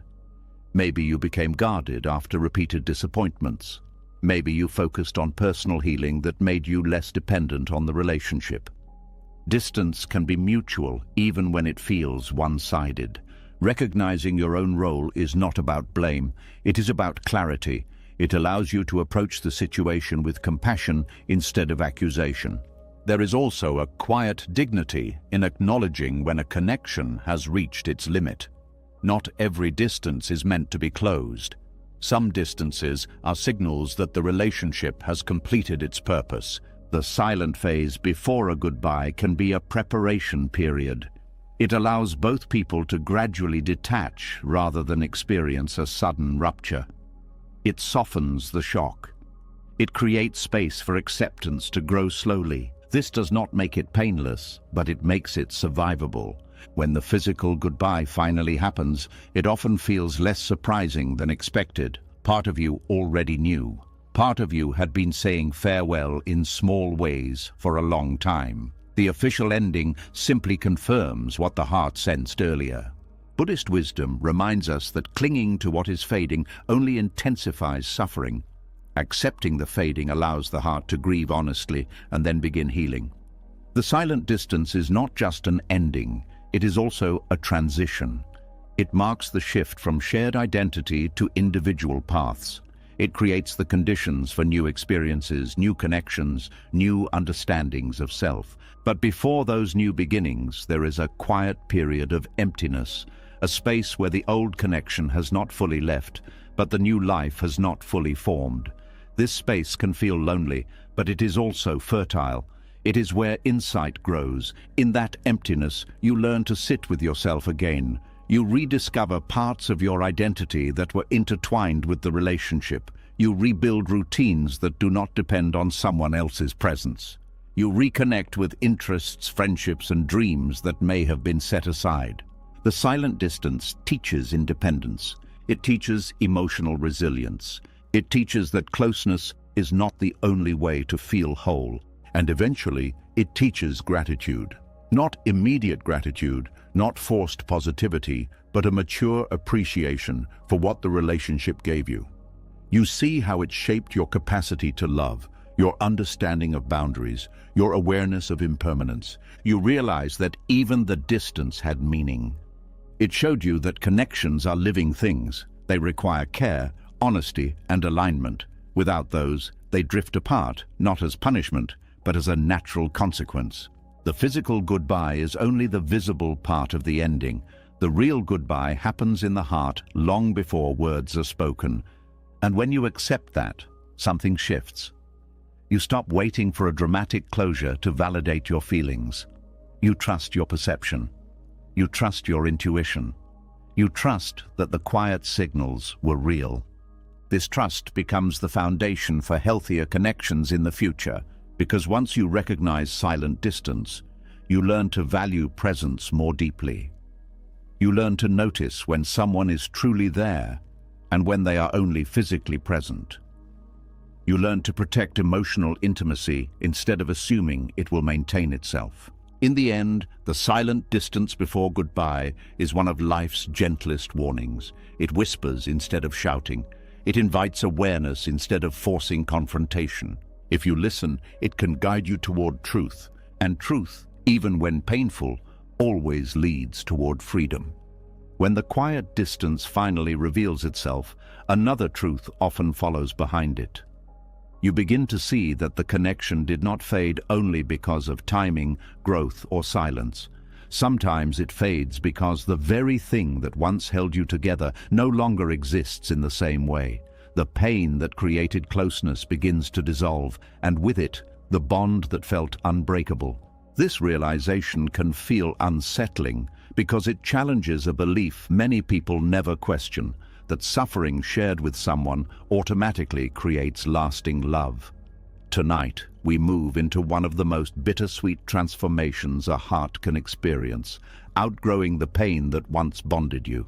There is a strange intimacy that forms between people who meet each other in broken places.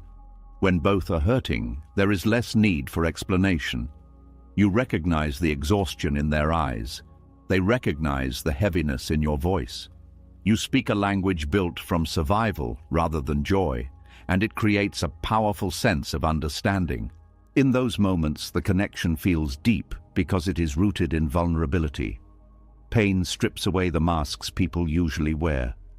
It exposes fears, insecurities, regrets, and memories that would normally stay hidden. When someone sees those parts of you and does not turn away, it feels like being accepted at your most fragile. This kind of bond can feel sacred. It feels different from connections built on shared interests or circumstances. It feels like two souls finding refuge in each other while the world feels harsh and unpredictable. But pain is not a stable foundation. It is a temporary state, not a permanent identity. As healing begins, the dynamics shift in ways that can feel confusing. One person may start feeling lighter, calmer, more hopeful. They begin setting boundaries. They learn to regulate emotions. They stop replaying old stories that kept them stuck. They start imagining a future that is not defined by survival. Meanwhile, the other person may still be in the same place emotionally, not because they are weak, but because healing happens at different speeds. This difference creates a new gap that did not exist before. Suddenly, conversations that once felt natural begin to feel mismatched. The person who is healing may no longer want to talk about the past constantly. They may no longer feel comforted by revisiting shared pain. They may want to focus on growth, possibilities, and stability instead of wounds. The person who is still hurting may interpret this as rejection. They may feel abandoned in the place where the connection was strongest. This is one of the most painful paradoxes of healing. Becoming healthier can unintentionally create distance from someone who still needs the version of you who understood their suffering in the same way. Buddhist teachings often describe suffering as a teacher. It forces awareness. It reveals attachment. it exposes illusions. But once the lesson is learned, clinging to the suffering becomes unnecessary. The problem is that not everyone learns the lesson at the same time. When two people are bonded through pain, healing can feel like betrayal because it changes the emotional contract. The contract was never spoken, but it was understood. We hold each other up because we are both struggling. When one person no longer needs that support in the same way, the balance disappears. This can create guilt in the person who is healing. They may feel like they are leaving the other behind. They may feel responsible for the other's continued pain. They may try to slow their own progress to maintain the connection. But slowing healing to preserve a relationship creates new suffering. Buddhism emphasizes that attachment to suffering can be as strong as attachment to pleasure. Some people unconsciously hold on to pain because it gives them identity, familiarity, or connection. When someone they love begins to move beyond that pain, it disrupts the shared narrative. The bond weakens not because love disappears, but because the glue was trauma, not alignment. This does not invalidate the connection, it simply reveals its origin. Outgrowing shared pain also means redefining what intimacy looks like. Many people confuse emotional intensity with closeness. They believe that the more dramatic the experience is, the deeper the love. But true intimacy is not built on chaos. It is built on presence, trust, and stability. When healing begins, intensity often decreases. The relationship becomes calmer, quieter, less urgent. For someone accustomed to intensity, this calm can feel empty or unfamiliar. They may mistake peace for disconnection, but peace is not absence. It is the absence of turmoil. Another layer of this transformation involves identity. When pain has been part of your story for a long time, it becomes intertwined with how you see yourself. You become the one who survived, the one who struggles, the one who understands suffering. When you heal, that identity begins to loosen, and it can feel disorienting. The relationship that formed around that identity may no longer feel relevant. This is not because the other person stopped mattering. It is because the context changed. Buddhist wisdom encourages non-attachment to identity. It teaches that the self is not fixed, that clinging to labels creates suffering. When you release the identity built around pain, you also release the structures that supported it, including relationships that depended on that version of you. There is also grief in realizing that you cannot bring someone with you on a journey they are not ready for. You may wish you could share your insights, your calm, your new perspective. You may try to encourage them to seek healing too, but transformation cannot be transferred. It must be experienced personally. Watching someone you care about remain in pain while you move forward can feel heartbreaking. It can trigger survivor's guilt, a feeling that you escaped while they are still trapped. But healing is not a competition. It is a personal path. Each person walks it in their own time. Another aspect of outgrowing shared pain is the shift in emotional responsibility. When two people bond through trauma, they often become each other's primary source of comfort. They may rely on each other heavily, sometimes to the point of emotional dependency.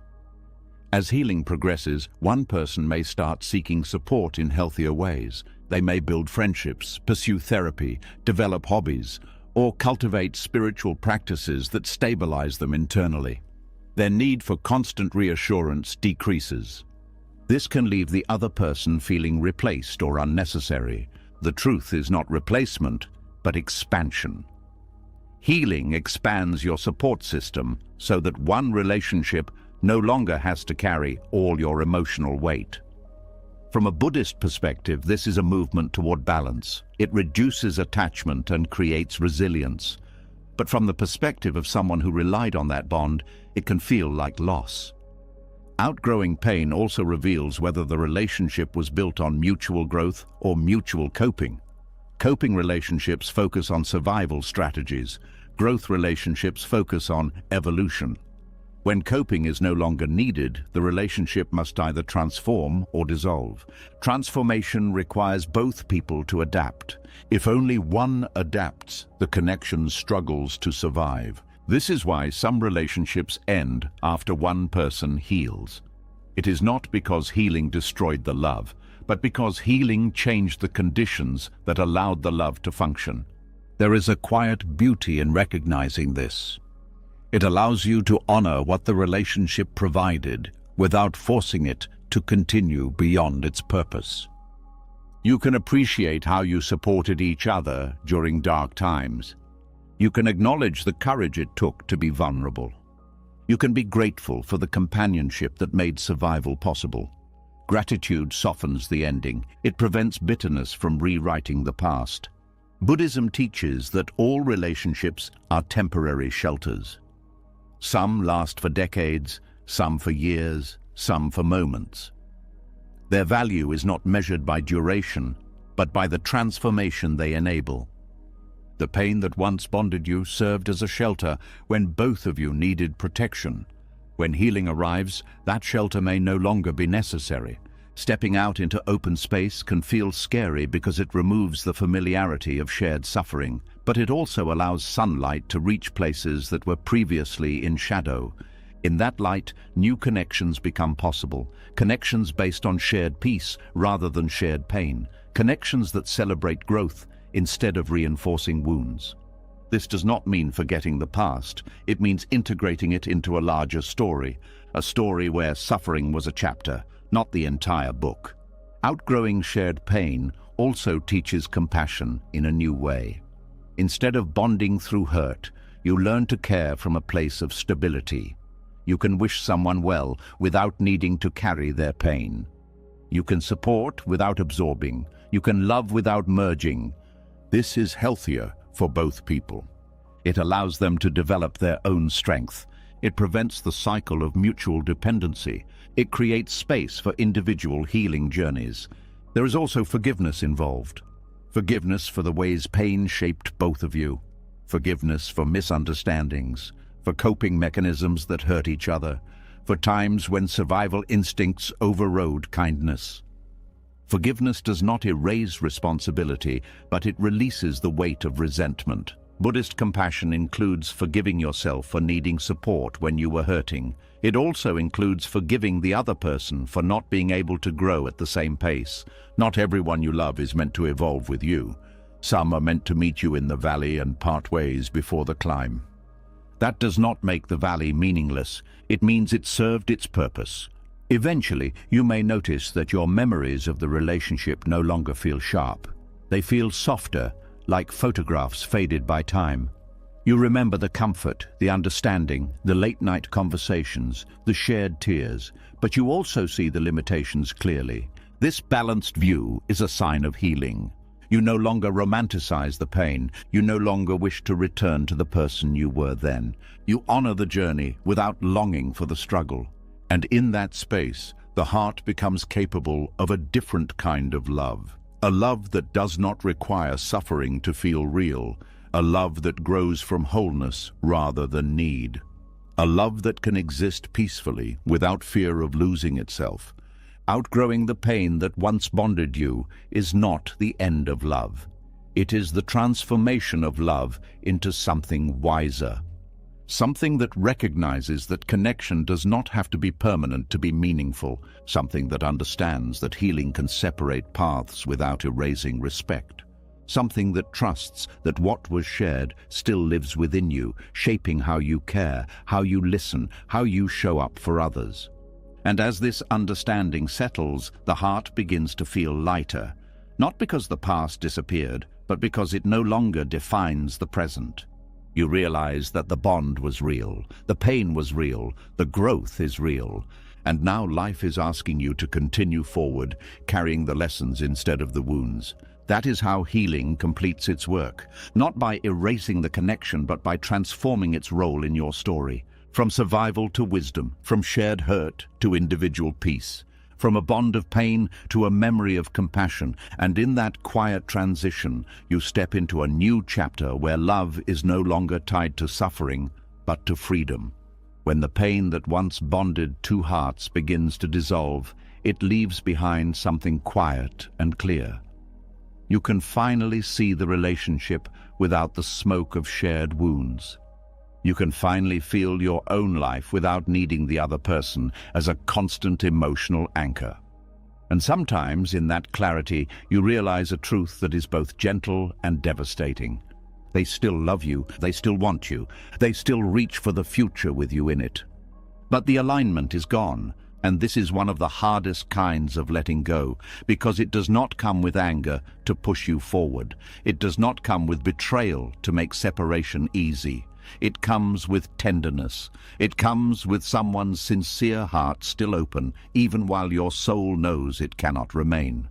Tonight we move into the courage to release someone who still loves you.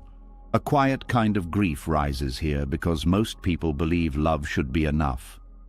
They believe if someone still cares, you must stay. They believe leaving a loving person is cruel.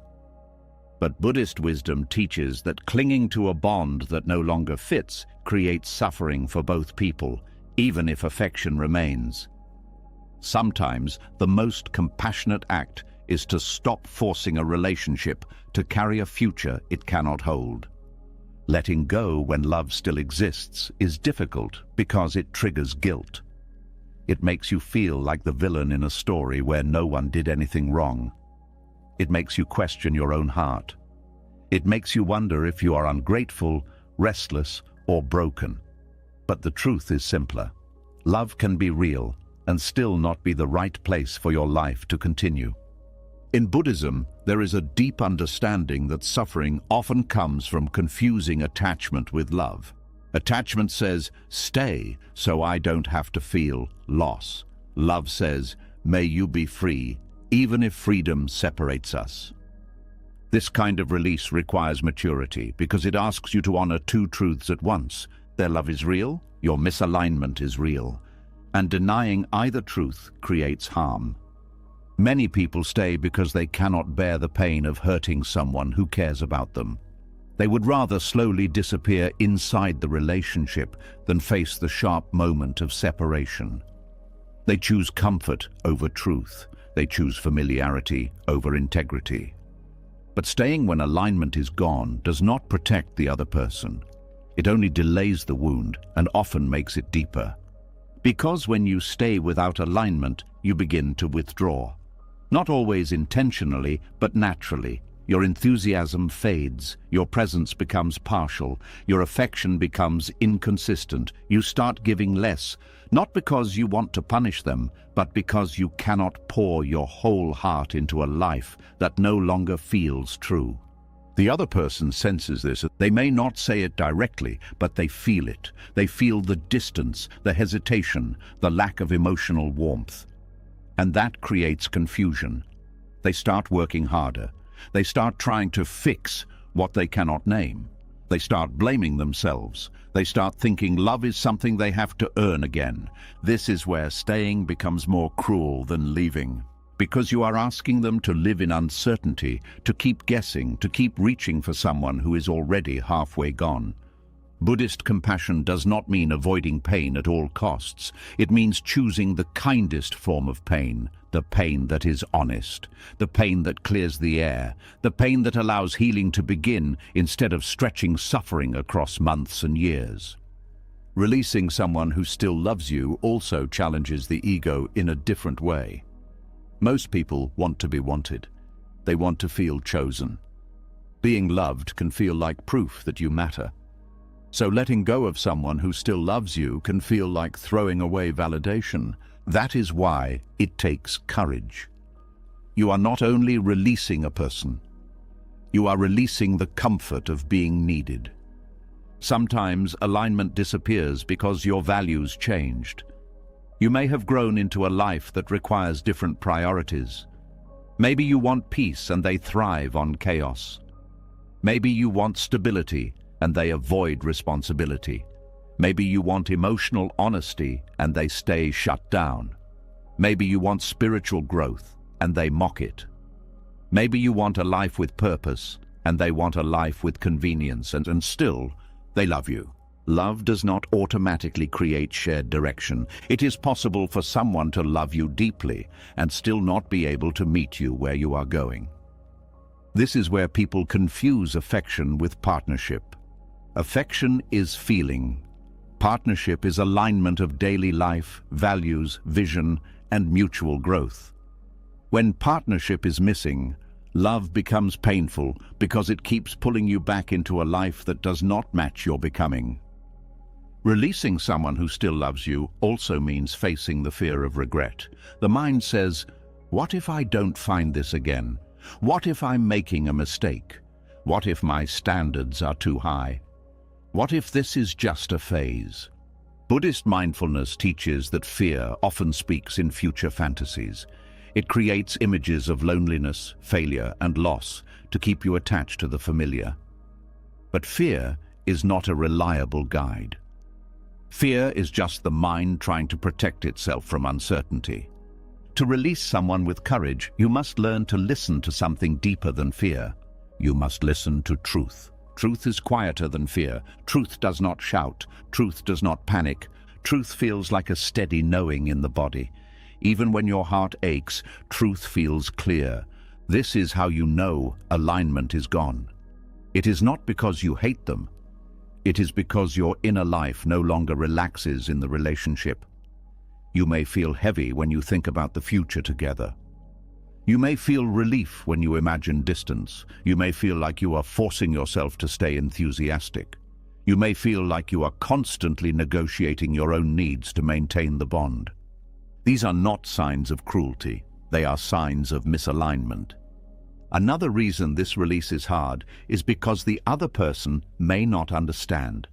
They may say, "But I love you." They may list everything they have done. They may promise change. They may cry. They may plead. They may hold your hand as if holding tighter can solve what is happening. And this can break you because their love is genuine.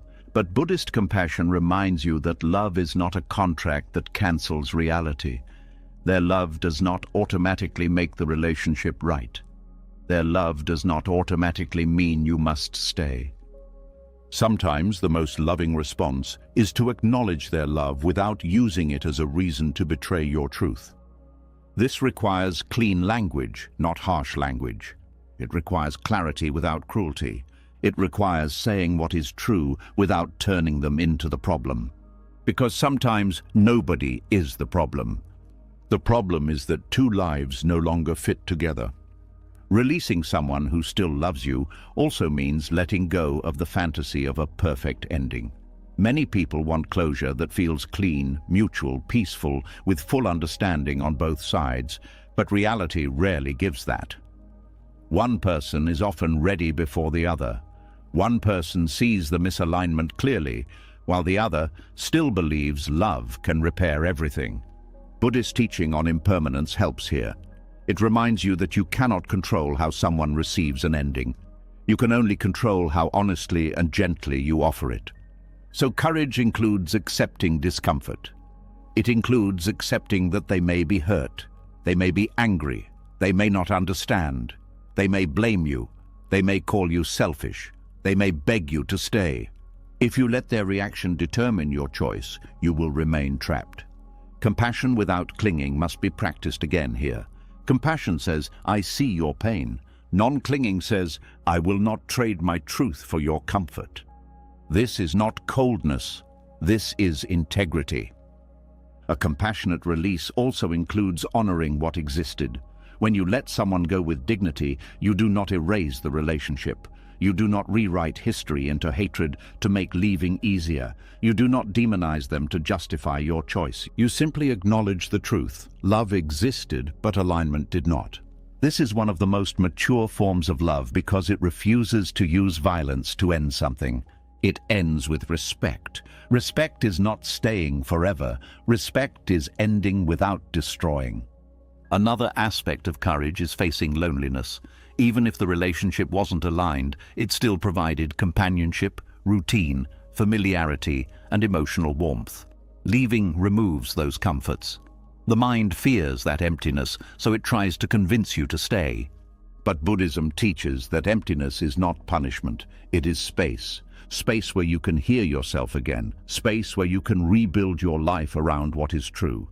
Space where you can meet your own heart without distraction. Many people mistake loneliness for proof they made the wrong choice, but loneliness is simply the nervous system adjusting to change. It is the body learning a new rhythm. It does not mean you should return, it means you are human. If you return to a misaligned relationship just to escape loneliness, you will create a deeper loneliness later. The loneliness of being with someone while not being fully alive. There is also a spiritual lesson here. Releasing someone who still loves you is an act of non-possessive love. It is the willingness to let love remain love without turning it into imprisonment. It is the willingness to let someone love you without using their love as a reason to stay trapped. This kind of love is rare because it does not feed the ego. It does not feed the identity of being chosen. It does not feed the comfort of being needed. It feeds truth, and truth creates peace. One of the kindest things you can do for someone who loves you is to stop accepting their love if you cannot return it in the way they deserve, because they deserve a partner who is aligned, present, and fully committed, not someone staying out of guilt. Staying out of guilt is a hidden form of disrespect. It treats their love as something you can keep receiving without giving back fully. Courage is choosing honesty over convenience. Courage is saying, I care, but I cannot continue. Courage is walking away without hatred. Courage is letting them be free to find someone who can walk their path with full alignment. This is why the Buddhist perspective is so powerful here. It does not romanticize attachment. It does not encourage staying simply to avoid pain. It encourages acting from wisdom, which means recognizing when a relationship has become a source of suffering for both people. Sometimes the suffering is quiet, but it is still suffering. It is the suffering of compromise that erodes self-respect. It is the suffering of pretending. It is the suffering of delaying your own life. It is the suffering of making someone else work for a love that is no longer aligned. Ending that suffering is compassion, even if it hurts. And yes, this release leaves grief. It leaves tears. It leaves nights where you miss them. It leaves moments where you remember the good and wonder why it still wasn't enough. But that grief is clean because it is not mixed with lies. Over time, that clean grief becomes acceptance, and acceptance becomes peace. The most profound part of this lesson is realizing that love is not proven by staying. Love is proven by the quality of your truth. Love is proven by the courage to act with integrity even when it costs you comfort. So if the heart is facing this situation, if someone still loves you but alignment is gone, remember this. Leaving does not mean the love was fake. Leaving does not mean you are cold. Leaving does not mean you failed. Leaving can mean you finally respected reality. And respecting reality is one of the deepest Buddhist practices of all, because reality is where liberation begins. When you stop forcing what cannot fit, the heart becomes free. Not free from caring, but free from suffering. And in that freedom, you honor both lives. You honor them by not keeping them in a relationship that cannot hold your full presence. You honor yourself by not staying in a life that cannot hold your true becoming. That is courage, quiet, painful, sacred courage, and it is one of the clearest signs that love has matured into wisdom. After finding the courage to release someone even while love still existed, another layer of truth begins to unfold. You start looking back, not with regret, but with clarity. You begin to question the reasons you stayed as long as you did. You begin to see that not everything you called loyalty was actually love. Some of it was fear. Some of it was attachment disguised as virtue. Some of it was the quiet belief that leaving would make you a bad person. This realization can feel unsettling because loyalty is praised as something noble. People are taught to stay, to endure, to prove their devotion through persistence. But tonight we step into a deeper understanding, recognizing when attachment is masquerading as loyalty. There is a specific heaviness that comes from staying somewhere your heart has already outgrown. It does not feel like love. It feels like obligation. It feels like carrying a responsibility that no one openly assigned to you, yet you believe you must fulfill. You tell yourself you are being strong. You tell yourself you are honoring history. You tell yourself leaving would erase everything that was shared. But beneath those thoughts, there is often a quieter truth. You are afraid of change. Attachment thrives on familiarity. Even if the relationship is painful, predictable pain can feel safer than uncertain freedom. The human mind prefers known discomfort over unknown possibility because uncertainty feels dangerous. Buddhism teaches that attachment is rooted in the illusion of control, the belief that holding on will prevent loss, even when loss has already begun internally. Loyalty, on the other hand, comes from love and respect, not fear. Loyalty does not demand that you sacrifice your growth. Loyalty does not require you to ignore reality. Loyalty does not silence your inner voice. True devotion supports evolution. It does not imprison it. One of the clearest signs that attachment is disguised as loyalty is when staying feels like survival rather than choice. You do not stay because your heart is full. You stay because leaving feels impossible. You stay because you cannot picture life without the structure the relationship provides. You stay because your identity became entangled with the role you played. This is not loyalty. This is dependency wrapped in moral language. Buddhist philosophy often speaks about the suffering caused by clinging. Clinging is not love. Clinging is fear of losing something that has become part of how you define yourself. When you cling to a relationship out of fear, you are not honoring the other person. You are protecting your own sense of stability. Another sign is when you feel more relief than joy when you think about staying. Joy energizes. Relief simply reduces anxiety. If your primary feeling about the relationship is relief that it has not ended yet, rather than genuine happiness that it exists, attachment is likely present. Attachment also keeps people focused on the past. You remind yourself of how things used to be. You replay memories to justify staying. You treat history like a contract that cannot be broken. But history is not a reason to remain somewhere that no longer aligns with who you are becoming. Loyalty honors the past without being controlled by it. Attachment is controlled by the past. There is also the fear of being seen as someone who gives up. Many people stay in relationships because they want to see themselves as strong, patient, and dependable. Leaving feels like admitting failure. It feels like abandoning the identity of being the one who never walks away. But strength is not measured by how long you endure misalignment. Strength is measured by your willingness to face truth even when it challenges your self-image. In Buddhist practice, there is a concept of right intention. Actions are evaluated not only by what is done, but by the motivation behind them.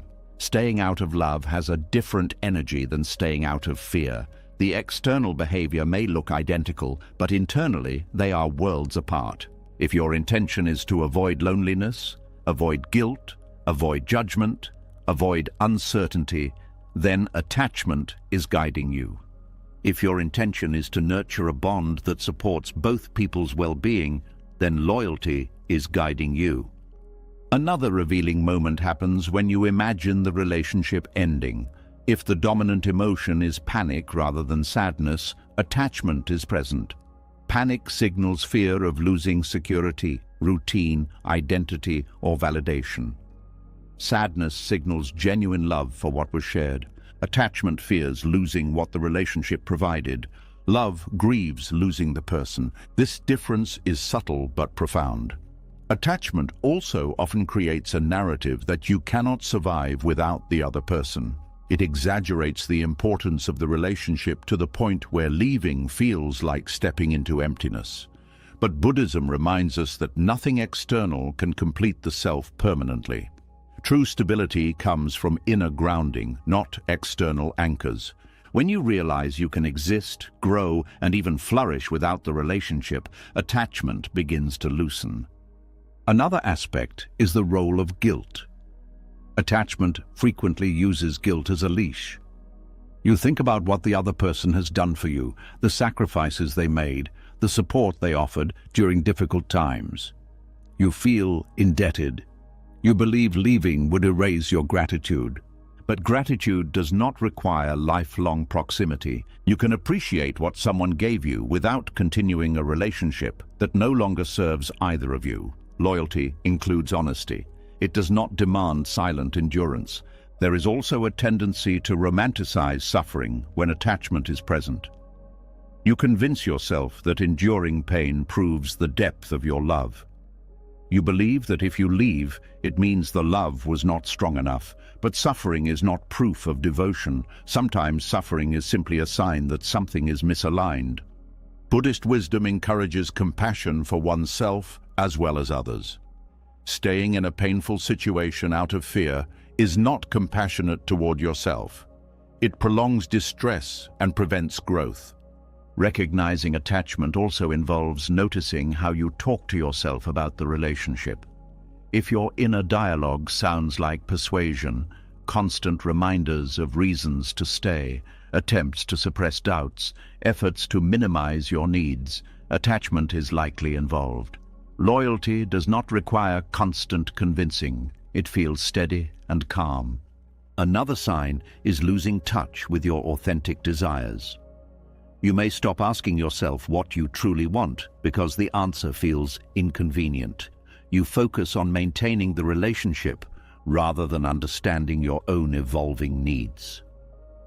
Over time, this creates resentment, not toward the other person, but toward yourself.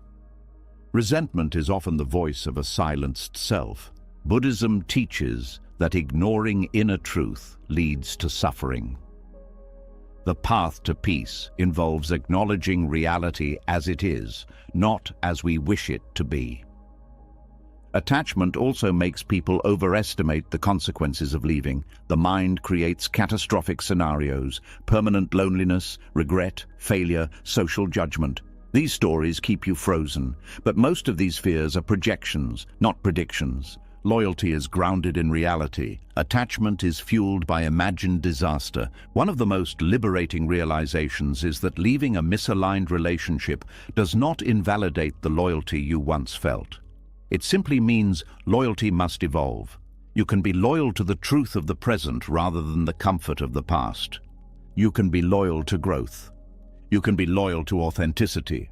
You can be loyal to a future that requires change.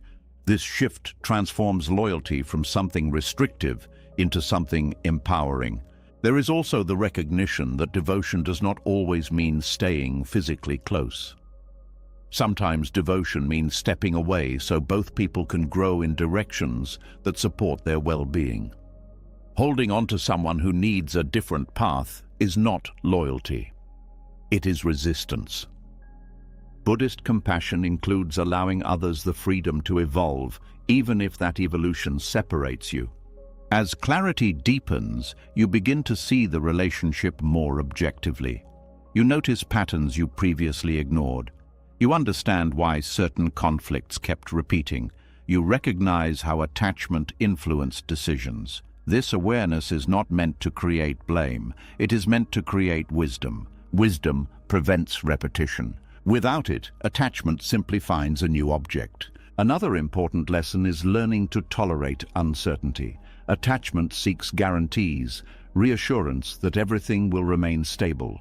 Loyalty, when healthy, accepts that relationships change. It trusts that honesty is more valuable than permanence. When you release attachment, you do not become cold or detached from love. You become capable of loving without needing to control the outcome. This is what Buddhism calls non-attachment, caring deeply without clinging. Non-attachment is often misunderstood as indifference. In reality, it is the purest form of love because it allows both people to exist freely. Recognizing when attachment is disguised as loyalty also prepares you for healthier relationships in the future. You become more aware of your motivations. You notice early signs of dependency. You learn to choose partners who support your growth rather than only your comfort. You also become more compassionate toward others who struggle with attachment. You understand how difficult it is to release something familiar. You see that clinging often comes from fear, not malice. This compassion allows you to move forward without bitterness. Eventually, the guilt softens, the fear quiets, the identity of being the one who stays dissolves. In its place emerges a new identity, someone who values truth over appearance, alignment over obligation, peace over performance. You realize that loyalty to yourself is not selfish, it is necessary, because abandoning yourself to preserve a relationship is the deepest form of betrayal. Buddhist teachings often return to the idea of right relationship, a connection that reduces suffering rather than increasing it. When attachment is driving your choices, suffering multiplies. When awareness guides your choices, suffering begins to decrease. This awareness becomes a compass. It helps you navigate love without losing yourself. It helps you stay where your presence is genuine. It helps you leave where your presence has become performative. And as this understanding settles into your heart, a quiet freedom appears. Not the dramatic freedom of escape, but the calm freedom of knowing you are no longer pretending. You are no longer confusing fear with devotion. You are no longer staying out of habit. You are choosing consciously. That is what transforms attachment into wisdom. And in that wisdom, love becomes lighter. It becomes something that enhances life rather than confines it. It becomes something that flows rather than something you grip tightly. You realize that loyalty is not proven by how long you stay, but by how honestly you live. And honesty, even when difficult, always leads towards peace. This is the moment where the heart stops negotiating with reality and begins walking beside it. A place where devotion and freedom no longer oppose each other. A place where love can exist without fear of change. A place where you can honor what was, accept what is, and step into what is waiting without chains disguised as virtues. This is how attachment finally loosens its hold, revealing the quiet strength that was always there, the strength to love without losing yourself. When attachment loosens and clarity begins to take its place, something unexpected happens. The story of the relationship stops feeling like a failure and starts feeling like a chapter that completed its purpose. You begin to see that not everything that changes is broken. Some things simply evolve beyond the form you were used to. And this is where the heart encounters one of the most profound teachings in Buddhism, the understanding that nothing, not even love, is meant to remain fixed. There is a quiet sadness in realizing that even the most meaningful connections are subject to change. It touches something deep because the human heart longs for permanence. It wants to believe that if something is true today, it will remain true forever. But life does not follow that promise. Tonight, we step into the Buddhist view of impermanence in relationships, seeing love as something that transforms rather than something meant to stay exactly the same. At the center of Buddhist teaching is the concept of impermanence, the understanding that all things arise, change, and pass away. This is not presented as a pessimistic idea, but as a description of reality. Seasons change, bodies age, thoughts shift, circumstances evolve. Relationships are not separate from this flow. They are part of it. When people resist this truth, suffering grows. They try to hold the relationship in a fixed shape, even as both individuals continue changing. They compare the present to the past and feel disappointed that the same intensity, excitement, or closeness no longer exists. They interpret transformation as loss rather than movement. But impermanence does not mean that love disappears. It means love changes its expression.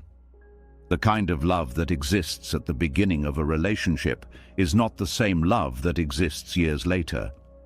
Early love is often fueled by discovery, curiosity, and idealization.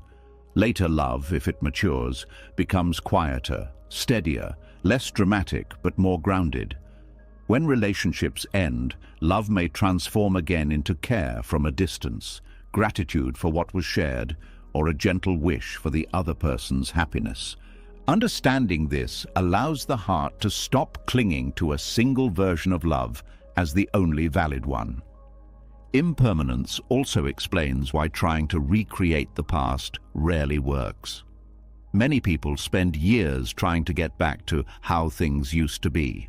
They revisit places, repeat routines, replay memories, hoping the old feelings will return. But the people involved are no longer the same. Even if the environment is identical, the internal world has changed. Buddhist wisdom encourages acceptance of this shift, rather than resistance to it. Acceptance does not erase the pain, but it removes the layer of frustration created by fighting reality.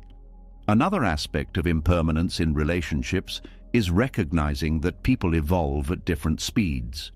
One person may be moving towards stability, while the other is still exploring. One may seek quiet, while the other seeks stimulation. One may be healing, while the other is still processing. These differences do not necessarily mean anyone is wrong. They reflect the natural diversity of human journeys. When alignment fades, impermanence invites compassion instead of blame. It shifts the question from who failed to what changed. Love can still exist even when compatibility no longer does. This perspective softens endings. Instead of seeing them as abrupt breaks, they can be seen as transitions from one form of connection to another. Sometimes the connection moves from daily intimacy to occasional communication, sometimes from partnership to friendship, sometimes from presence to memory. Memory itself becomes a form of love transformed. Holding on to memories without needing the relationship to continue is a sign of emotional maturity. It allows you to appreciate what was beautiful without demanding that it still exist in the same way. Impermanence also teaches humility. It reminds us that we cannot control every outcome, no matter how deeply we care. Effort matters, but it does not override the natural flow of change. Two people can try sincerely and still grow apart. This does not mean the effort was wasted. It means the relationship fulfilled its role. Buddhism often uses the metaphor of a river. You cannot step into the same river twice because the water is always moving. Relationships are similar. Even when you remain with the same person, the connection is continuously evolving. Recognizing this helps you adapt rather than cling.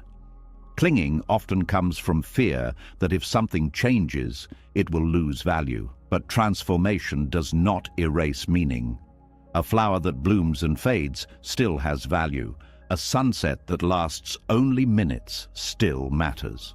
The temporary nature of something can make it more precious, not less. When applied to love, this understanding shifts how you experience connection.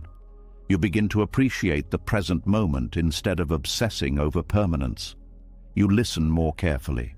You show affection more openly. You forgive more quickly. You express gratitude while the connection is still alive.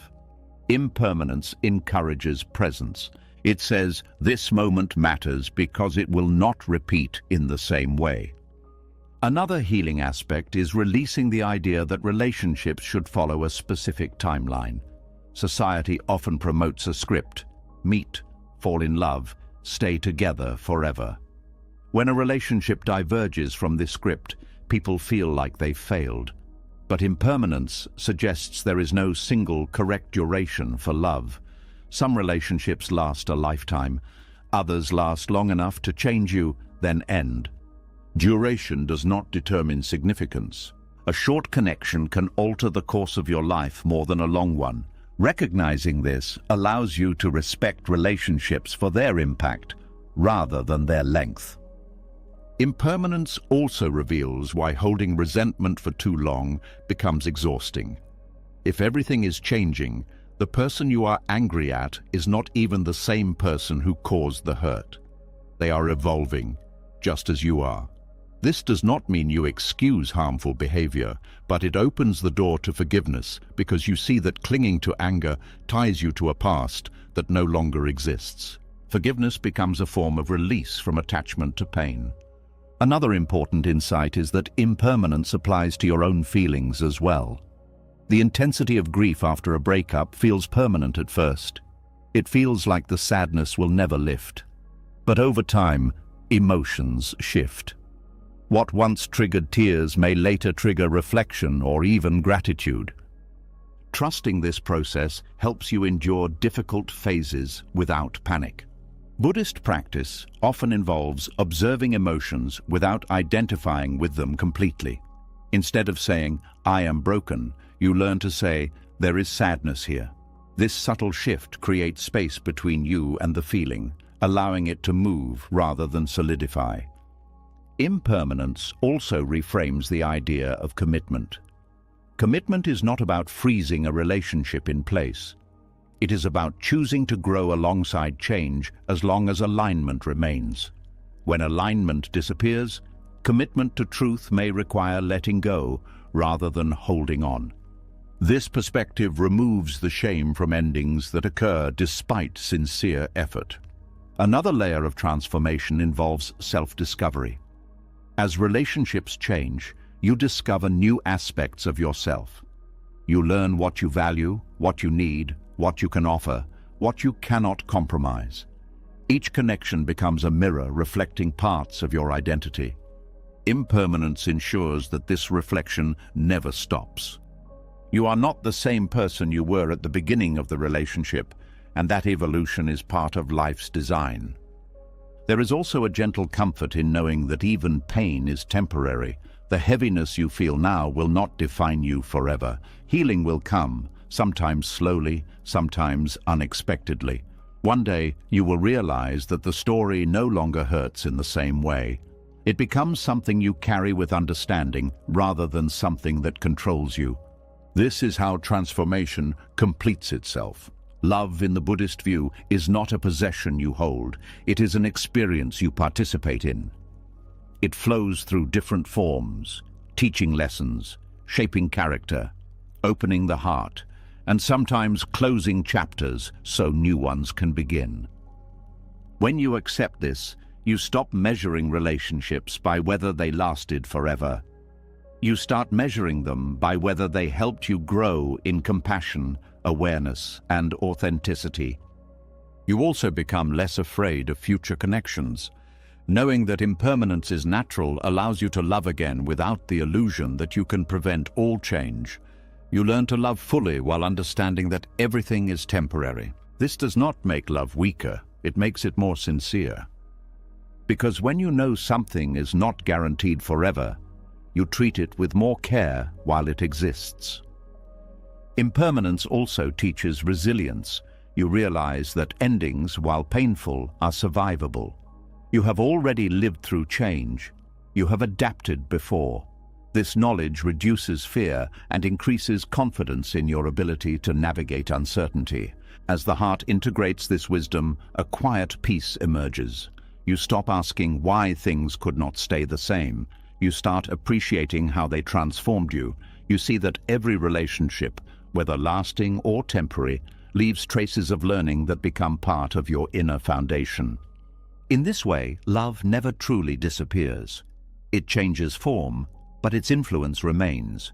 It becomes part of your capacity to care, to understand, to empathize with others who are going through similar experiences. The Buddhist view of impermanence does not remove the pain of loss, but it removes the illusion that loss is unnatural.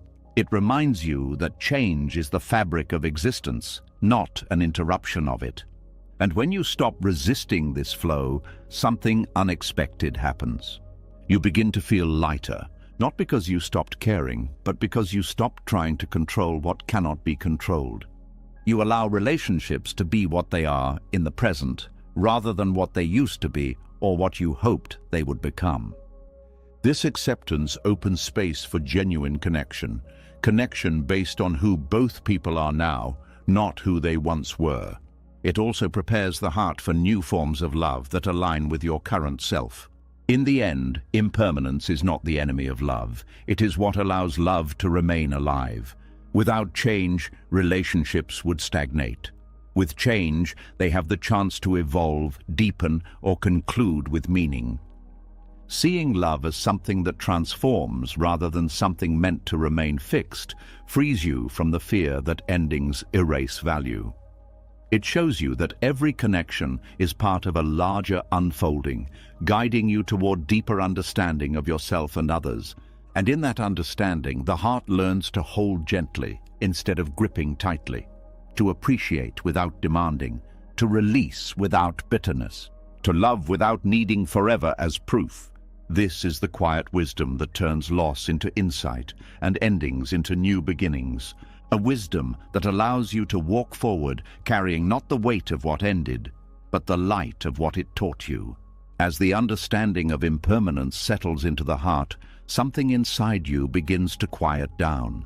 The urgency fades. The need to explain everything disappears. You stop chasing resolution, and you stop resisting what has already changed. Peace arrives slowly, not as excitement, but as a steady absence of turmoil. And yet this calm does not always create harmony with the people around you. Sometimes it does the opposite. Because when you become peaceful, you also become different. And not everyone feels comfortable with the version of you that no longer reacts the way you used to. There is a particular kind of tension that arises when your inner calm collides with someone else's unresolved chaos. It feels confusing because you are not doing anything harmful. You are simply no longer participating in the emotional patterns that once defined the connection. Tonight we move into a subtle but powerful dynamic when your peace triggers their insecurity. At first, the change may appear small. You respond instead of reacting. You pause before speaking.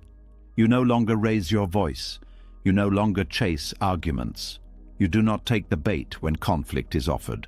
You stay grounded even when the other person tries to pull you into emotional turbulence. From your perspective, this feels like growth. From their perspective, it can feel like distance. People who were used to relating through intensity may interpret calmness as indifference. They may feel that you no longer care because you are not displaying the same urgency, jealousy, or emotional volatility. They may miss the chaos because it was familiar. It reassured them that the connection was still alive. Chaos can create the illusion of passion. When peace replaces chaos, it exposes what was underneath: insecurity, fear of abandonment, or dependence on emotional stimulation to feel connected. Buddhist teachings describe inner peace as a form of freedom. It frees you from being controlled by every external event. But freedom can be threatening to someone who relied on your emotional reactivity as a way to feel significant or secure. If they were used to you chasing them during conflicts, your calm withdrawal feels like rejection. If they were used to provoking reactions to feel important, your non-response feels like invisibility. If they were used to measuring love by intensity, your steadiness feels unfamiliar and unsettling. Your peace becomes a mirror reflecting their unrest, and not everyone is ready to look into that mirror. One of the most painful realizations is that growth can disrupt dynamics that once felt stable. The relationship may have unconsciously balanced itself around your emotional patterns. When you change those patterns, the balance shifts. The other person may try to pull you back into old behaviors because that is where they feel comfortable. They may accuse you of being distant. They may say you have changed. They may claim you are cold, uncaring, or detached. These accusations often come from confusion rather than malice. They are trying to understand why the emotional formula that used to work no longer produces the same results.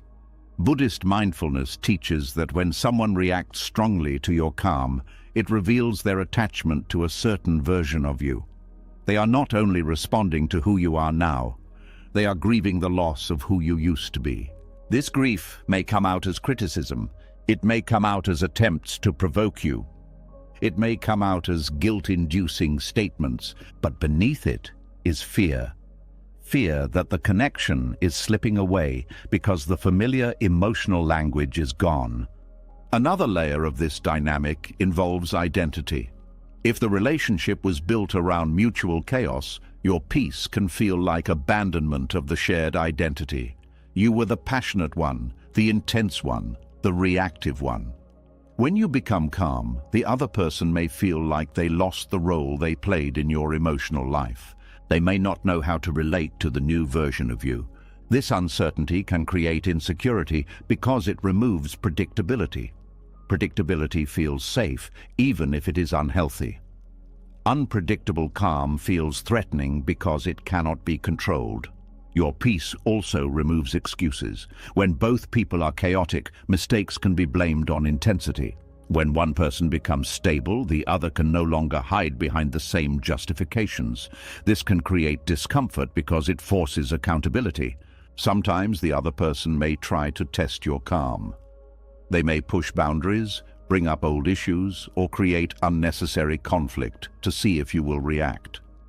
This is not always conscious manipulation. It is often a search for reassurance that the emotional connection still exists. If you respond with the same calm, they may feel even more unsettled. Buddhist compassion suggests recognizing this behavior as a sign of suffering rather than taking it personally. Their insecurity is not something you caused by becoming peaceful. It is something that existed before and is now more visible. Your role is not to return to chaos to make them comfortable. Your role is to remain steady while offering kindness without enabling destructive patterns. Another challenge arises when your peace exposes incompatibility. If the relationship relied on drama to feel meaningful, removing drama reveals whether deeper alignment exists. Sometimes it does, sometimes it does not. When it does not, both people feel the emptiness differently. You may feel relief, they may feel loss. This difference in emotional experience can create misunderstanding. They may interpret your relief as proof that you never cared. In reality, your relief comes from no longer living in constant tension. Buddhism emphasizes that peace is not withdrawal from love. It is the absence of suffering that comes from clinging. But to someone who equates love with emotional intensity, peace can look like disengagement. Communication becomes essential here. Explaining that you're calm does not mean lack of care can soften the transition, but communication cannot force understanding. Some people need time to adjust. Others may never fully understand because they are not ready for the same growth. There is also the temptation to shrink your peace to preserve the relationship. You may feel pressure to react more, argue more, or display stronger emotions to reassure them. But pretending to be less healed than you are creates internal conflict. It disconnects you from your authentic self. True compassion does not require self-betrayal. Maintaining peace while someone struggles with insecurity requires patience. It requires not responding defensively to accusations. It requires acknowledging their feelings without accepting distorted narratives about your intentions. You can say, "I understand this feels different," without agreeing that you have done something wrong. You can offer reassurance without returning to unhealthy patterns. You can stay present without sacrificing your stability. Another important aspect is recognizing your limits. You cannot regulate someone else's insecurity entirely. You can support, but you cannot fix. Their healing is their responsibility, just as yours was yours. If they are willing to grow, your peace can become an invitation rather than a threat. They may start observing how you handle stress differently. They may ask questions. They may become curious about the practices that helped you. Over time, they may develop their own calm. But if they resist growth, the gap may widen. This widening does not mean you failed. It means the relationship is revealing its capacity. Buddhist teachings often highlight that people enter our lives at different stages of awareness. Some walk beside us for long distances. Others accompany us only briefly. When paths diverge, it is not always because of conflict.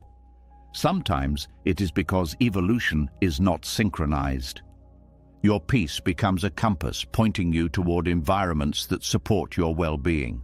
Staying in constant proximity to chaos can erode that peace over time. Protecting your calm is not selfish. It is necessary for continued growth. This protection may involve setting boundaries. Boundaries are not walls meant to punish others. They are guidelines that preserve emotional health. You may need to limit certain conversations, avoid topics that trigger unnecessary conflict, or reduce exposure to situations that destabilize you. Boundaries communicate self-respect. They also communicate that the relationship must adapt to your growth rather than expecting you to reverse it. There is also a quiet sadness in realizing that not everyone will celebrate your peace. Some people preferred you when you were struggling because it made them feel needed, superior, or secure. Your healing removes those roles, and without them, the relationship must redefine itself. Redefinition can be uncomfortable, but it is also an opportunity for authenticity. When peace becomes your baseline, you begin to notice which relationships nourish you and which drain you. You gravitate toward people who value calm communication, mutual respect, and emotional stability. You feel less drawn to environments where chaos is normalized. This shift is not rejection of others, it is alignment with your own evolution.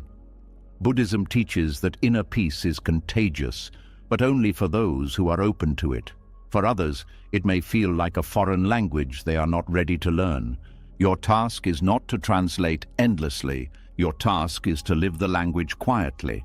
Over time, the tension may soften, the other person may adapt. They may learn that peace does not mean distance, that calm does not mean absence of love, that stability does not mean loss of passion, or they may drift away, seeking dynamics that match their emotional rhythm. Either outcome is part of the natural unfolding of relationships. The most important lesson is that your peace is not something to apologize for. It is the result of courage, self-reflection, and healing. It deserves protection, not sacrifice. When you honor your calm, you honor the journey that brought you there. You also create space for relationships built on mutual stability rather than mutual chaos. Eventually, you may feel compassion for the person whose insecurity was triggered. You recognize that they are still navigating their own inner storms. You wish them clarity without needing to remain inside the storm with them. This is mature love, love that does not require proximity to exist. Love that allows both people to grow in directions that support their well-being. As this understanding settles, the tension dissolves. You stop feeling responsible for managing their emotions. You stop interpreting their reactions as evidence that something is wrong with you. You accept that your peace will not resonate with everyone, and that is okay. Peace is not meant to be universal approval. It is meant to be inner freedom. And in that freedom, relationships become choices rather than obligations. You choose connections that respect your calm. You choose environments that nurture your stability. You choose conversations that deepen understanding rather than ignite conflict. This is how healing reshapes love, not by removing challenges, but by changing how you respond to them. When your peace triggers insecurity, it reveals both the progress you have made and the work that still remains for others. It marks the moment when you step out of old patterns and into a life guided by awareness. A life where calm is not fragile, but rooted. A life where love is not measured by chaos, but by clarity. A life where you no longer need storms to feel alive. And in that quiet strength, you become a different kind of presence. Not dramatic, not reactive, but steady enough to hold space for yourself and, when possible, for others who are still learning how to find their own peace. This is where the heart finally rests without needing constant proof that it is safe. A place where love and calm can exist together without contradiction. A place where your serenity is no longer negotiable, but simply who you have become. As peace becomes your new foundation, you begin to notice another change unfolding quietly in the background. The same calm that protected you from chaos also starts separating you from places that once felt like home. Conversations feel different. Environments feel unfamiliar. Even laughter shared with certain people carries a distance you cannot explain. Growth has shifted your inner world, and now the outer world no longer fits in the same way. This is where a deeper challenge appears. Not conflict, not insecurity, but loneliness. a quiet, persistent loneliness that comes from realizing you can no longer return to the version of life that once felt comfortable. Tonight, we move into the loneliness of choosing growth over familiarity. There is a particular ache that comes from outgrowing spaces that once held your entire story. These are not toxic places you can easily walk away from with relief. They are filled with memories, shared jokes, old routines, and people who knew you before you changed. Leaving them feels like leaving a piece of yourself behind. Familiarity has a powerful pull because it offers certainty. Even when it is imperfect, it is predictable. You know how conversations will unfold. You know what role you play. You know what is expected of you. Growth disrupts that certainty. It removes the script you were following and replaces it with blank space. Blank space can feel terrifying. Without familiar surroundings, you are forced to meet yourself without distractions. You notice thoughts you used to avoid. You feel emotions you once drowned in noise. You question decisions more deeply. Growth strips away layers of identity until only what is authentic remains. This process often happens quietly. There is no dramatic announcement. One day you simply realize that certain places drain you instead of energizing you. You notice that conversations centered around gossip, complaint, or superficial topics feel exhausting. You realize that you crave depth, honesty, and calm in ways you never did before. The people around you may not understand this shift. From their perspective, nothing changed. The routines are the same. The environment is the same. They expect you to behave as you always have. When you don't, confusion arises. They may say you are distant. They may say you have become too serious. They may say you think you are better than them. These reactions are not always malicious. They reflect discomfort with change that they did not choose. Your growth challenges their stability because it disrupts the shared identity that once connected you. Buddhist teachings emphasize that attachment to identity creates suffering. When people bond over shared history, that history becomes part of how they define themselves. If one person evolves, the others may feel as though their own identity is being questioned. Choosing growth does not mean rejecting those people. It means acknowledging that the version of you that once fit there no longer exists. This realization creates grief. Not the sharp grief of sudden loss, but a slow grief that comes from watching something fade while still being present. You attend gatherings but feel slightly out of place. You listen to conversations but struggle to contribute. You smile, yet inside there is a sense of distance that cannot be bridged by effort alone. Loneliness here is not about physical isolation. It is about emotional misalignment.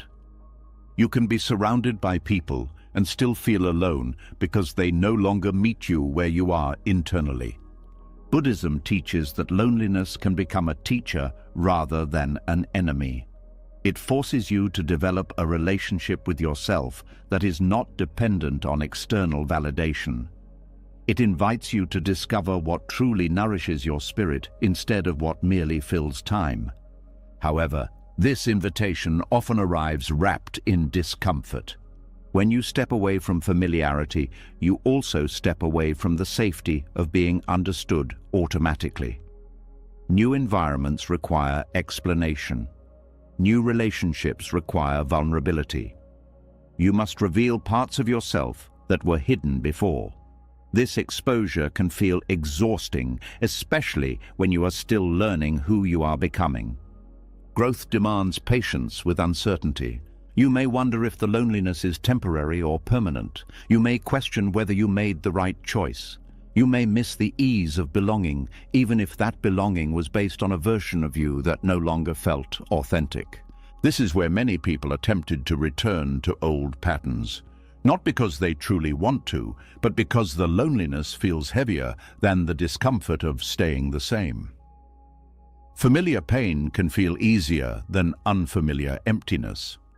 But returning to familiarity after growth often creates a deeper dissatisfaction.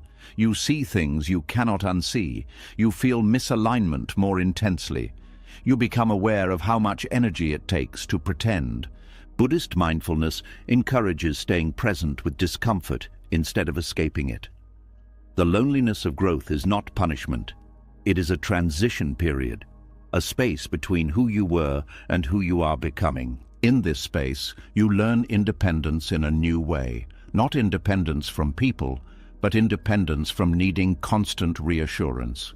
You discover that your worth does not depend on how well you fit into a group. You learn to enjoy solitude without interpreting it as failure. Solitude becomes fertile ground for self-discovery. You explore interests that were neglected. You create routines that reflect your current values. You spend time in silence, allowing your mind to settle. You reconnect with your body through movement, breath, or stillness. These practices rebuild your sense of home internally rather than externally. Another layer of loneliness comes from realizing that growth changes priorities. Activities that once excited you may now feel shallow. Late-night conversations that revolved around drama may feel draining. You start seeking environments that support calm, creativity, or meaningful connection. Finding these environments takes time. In the meantime, there is a gap. During this gap, it may feel as though you belong nowhere. Old spaces no longer fit, and new ones have not fully appeared. This can create a sense of floating, as if you are suspended between identities. Buddhism describes this as a state of becoming. It is not comfortable, but it is necessary.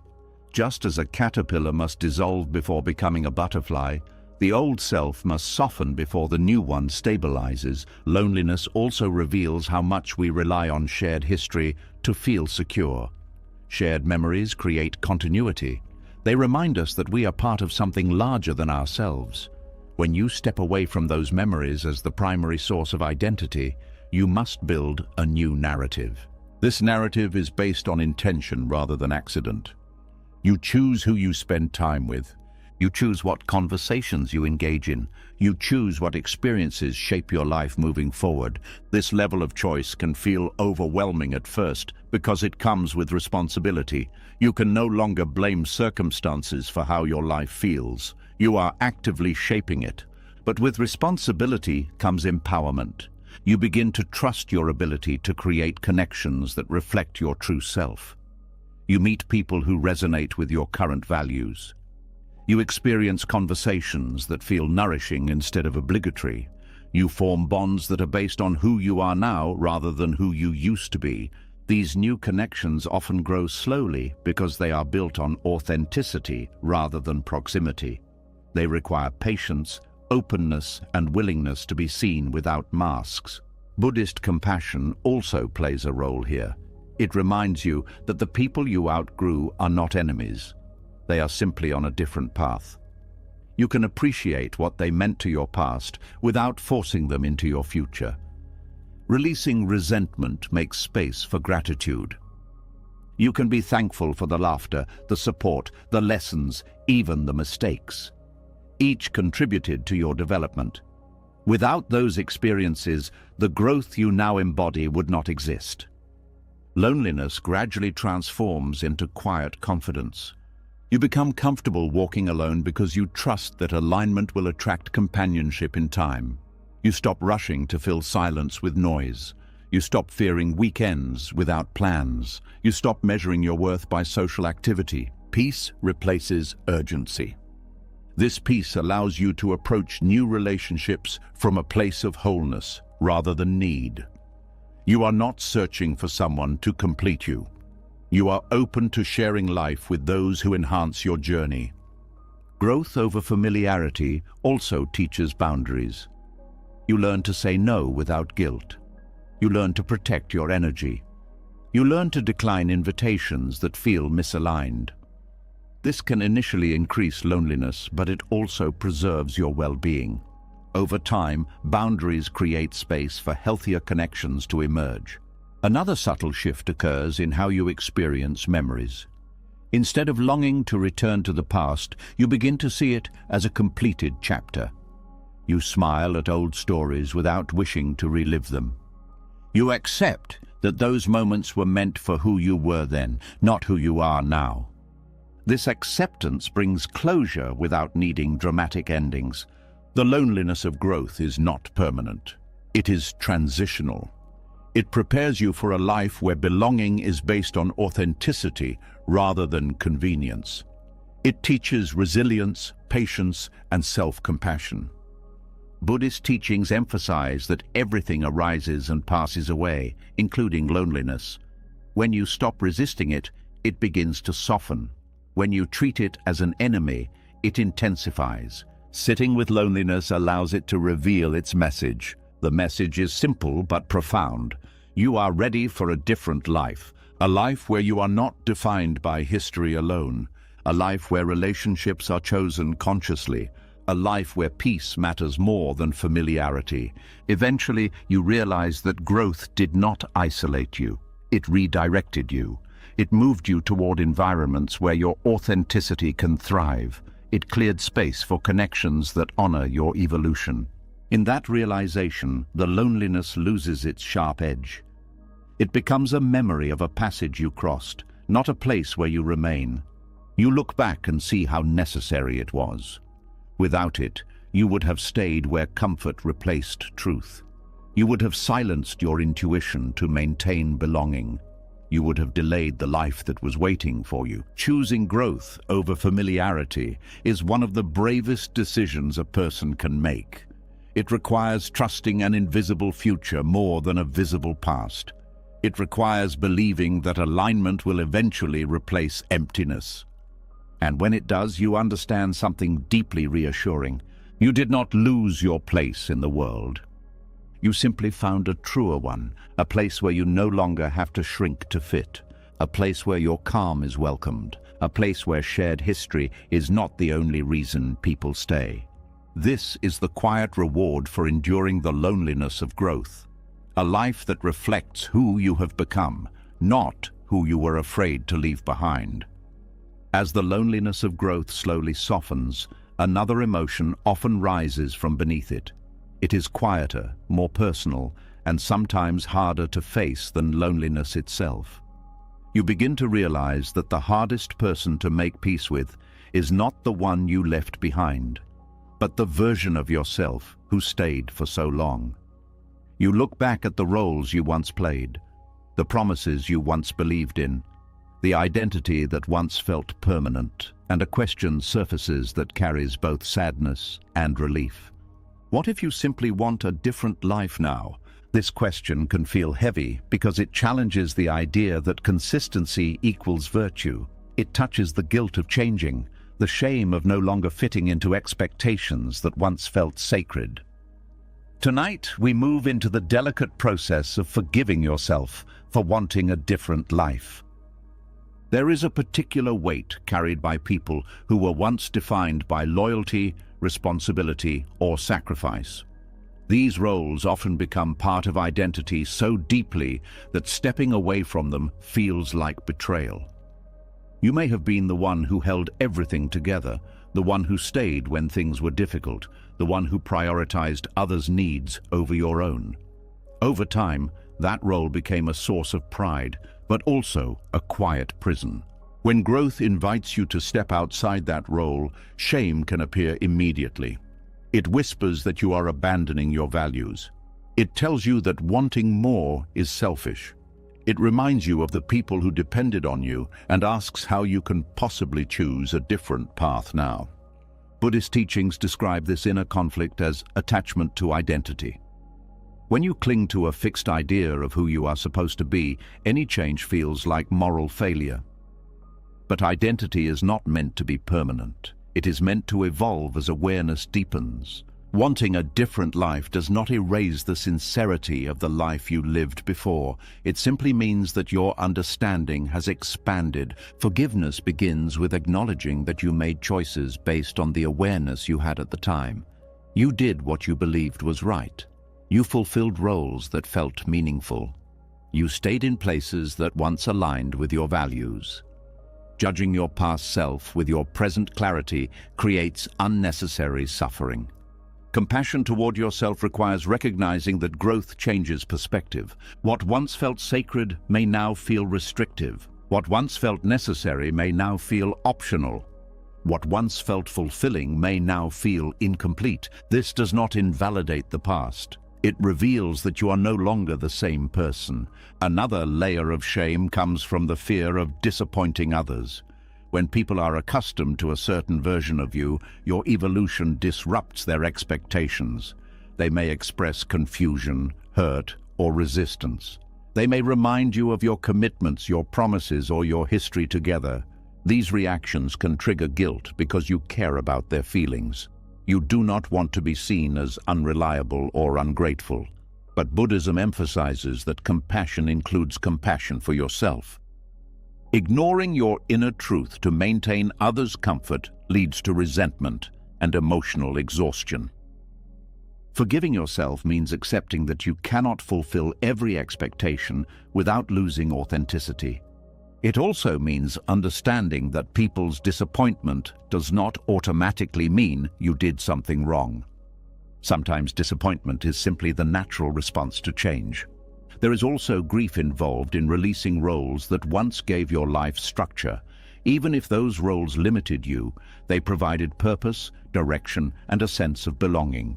Without them, you may feel uncertain about who you are. This uncertainty can feel like emptiness, but it is actually space for new possibilities. Buddhist philosophy views emptiness not as lack, but as openness. It is the condition that allows new forms to arise. When you step out of an old identity, you enter a space where you can redefine yourself consciously rather than automatically. This redefinition requires patience. You may not immediately know what your new life looks like. You may feel disoriented, as if you are learning how to exist again. This is not failure, it is transition. Forgiving yourself also involves releasing the idea that consistency is the highest virtue. True integrity is not about remaining the same forever. It is about aligning your actions with your current understanding of truth. When truth changes, integrity requires adjustment. Holding on to outdated roles to appear consistent creates inner conflict. Letting go allows inner harmony. Another important aspect is recognizing that wanting a different life does not mean rejecting everything that came before. It means integrating those experiences into a broader perspective. You can honor the sacrifices you made without continuing to sacrifice. You can appreciate the lessons without repeating the patterns. Gratitude and release can coexist. Buddhism often speaks of the middle path, avoiding extremes of attachment and rejection. Forgiving yourself follows this principle. You neither cling to the past nor condemn it. You accept it as part of your journey. Shame also loses power when you understand that everyone evolves. The people who seem stable often have their own internal transformations that are less visible. Change is not an exception to the human experience. It is the core of it. The desire for a different life is not a sign of disloyalty. It is a sign that your awareness has expanded beyond the boundaries you once accepted. Forgiveness requires honesty about what you truly want now. This can be uncomfortable because it removes the protective layer of excuses. You can no longer say you stayed because you had no choice. You acknowledge that you now have options, and with options comes responsibility. Responsibility can feel heavy, but it is also liberating. It means your future is not predetermined by past decisions.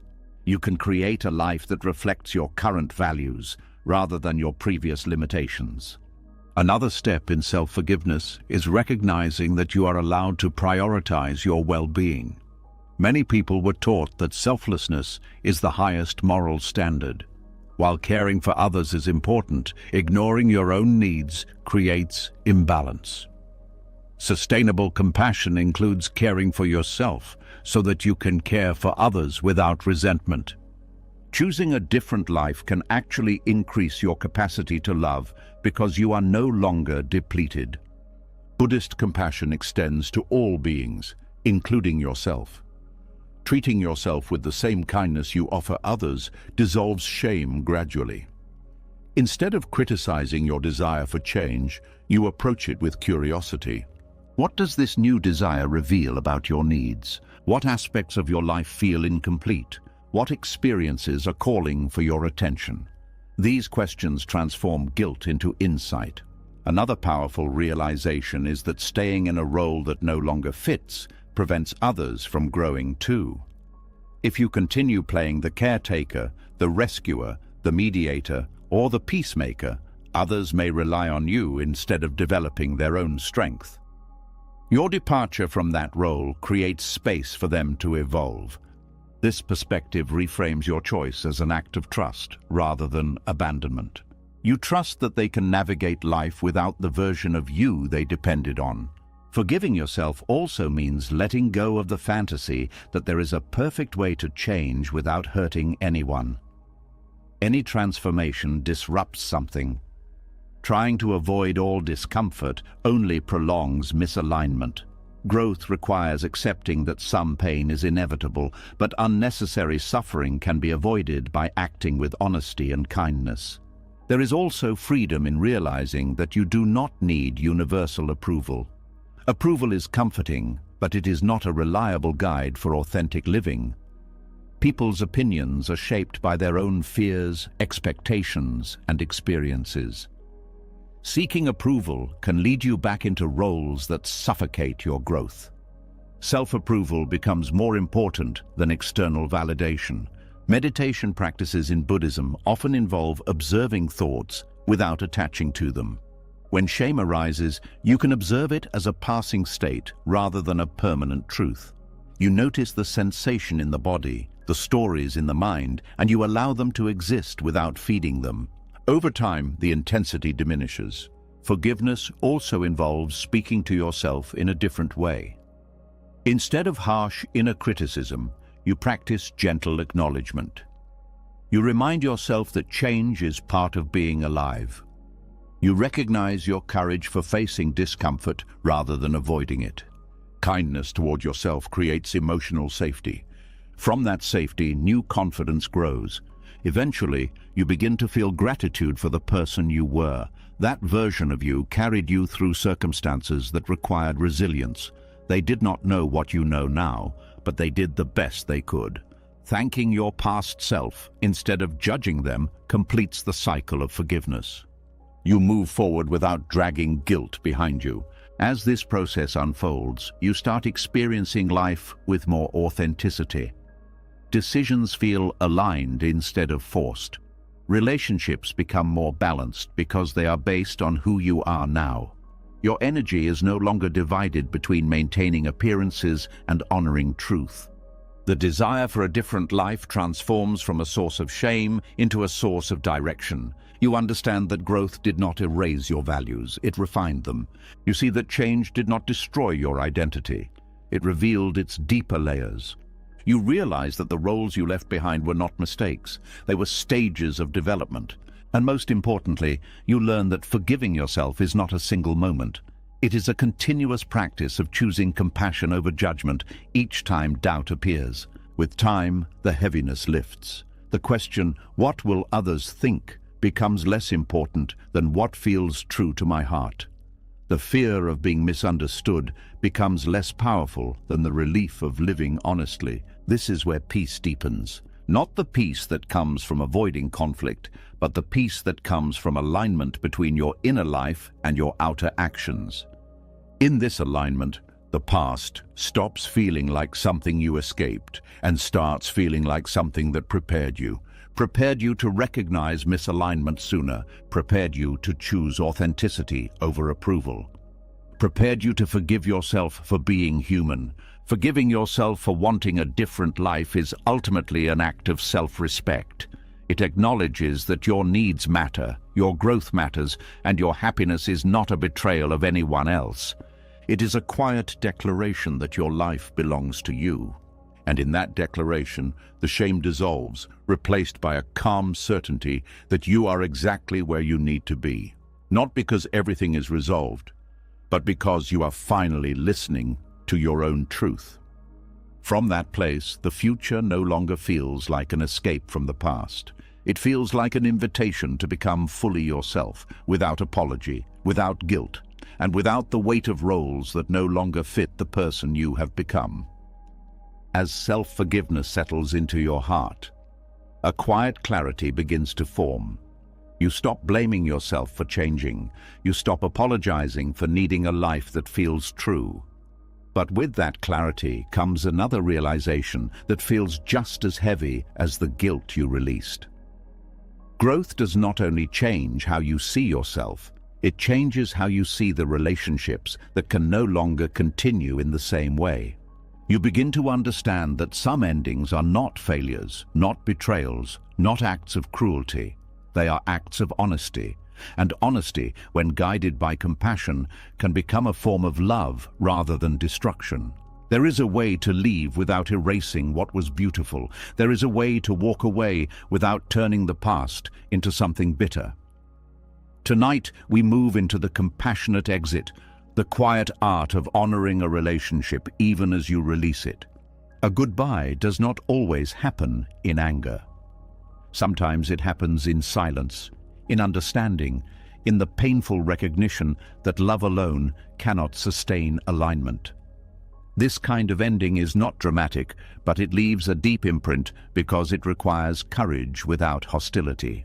The compassionate exit begins with acceptance. Acceptance that the relationship had meaning, acceptance that it shaped you, acceptance that it carried both joy and struggle. When you accept this fully, you no longer feel the need to rewrite history to justify your departure.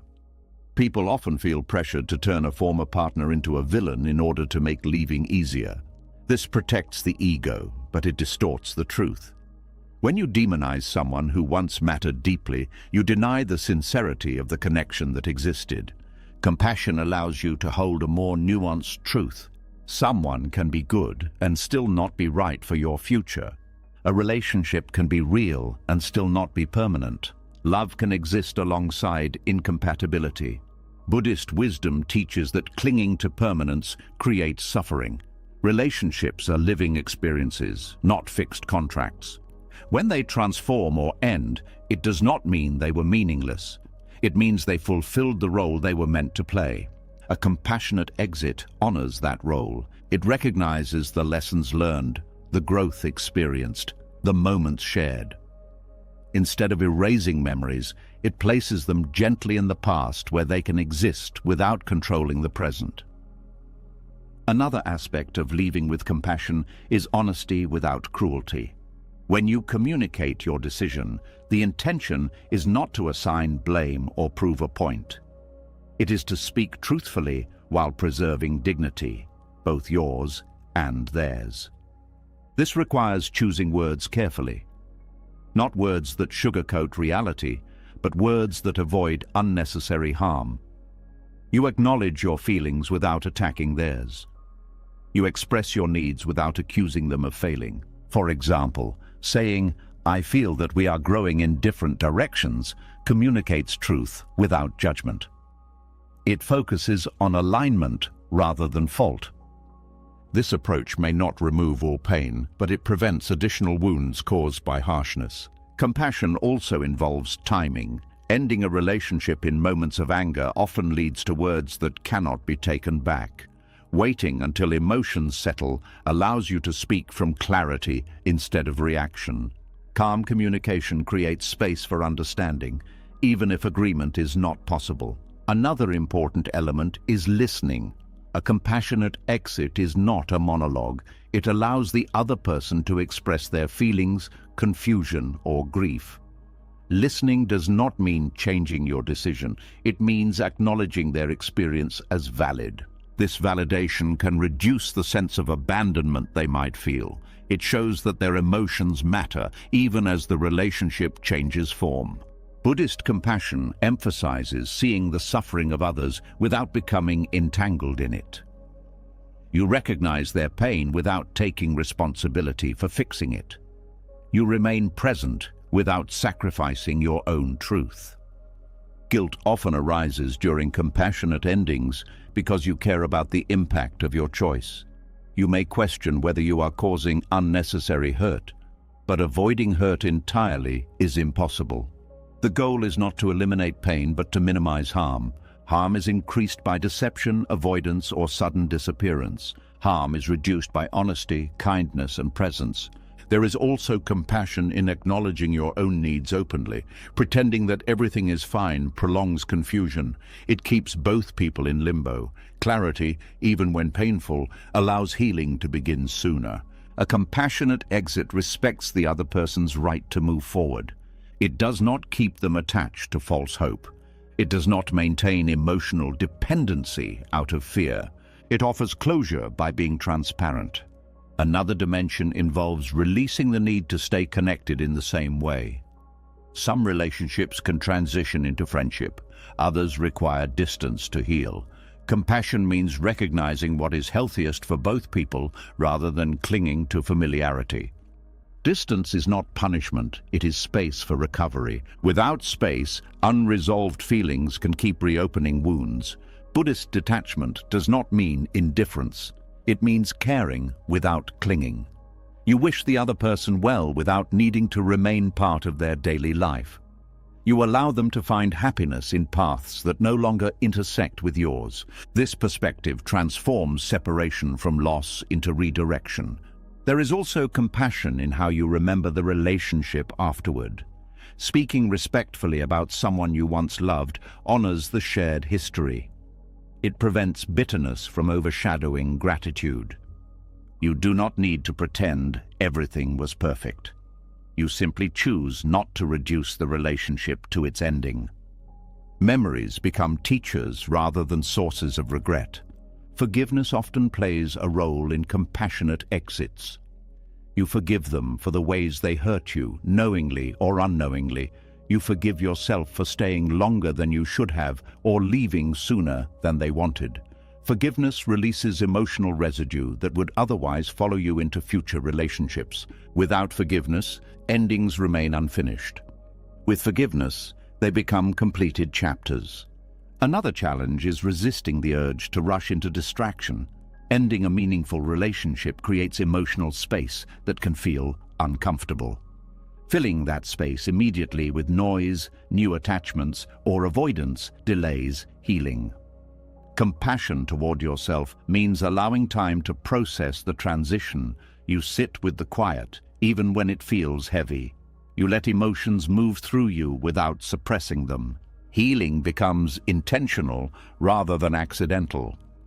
Buddhist mindfulness practices can support this process by grounding you in the present moment.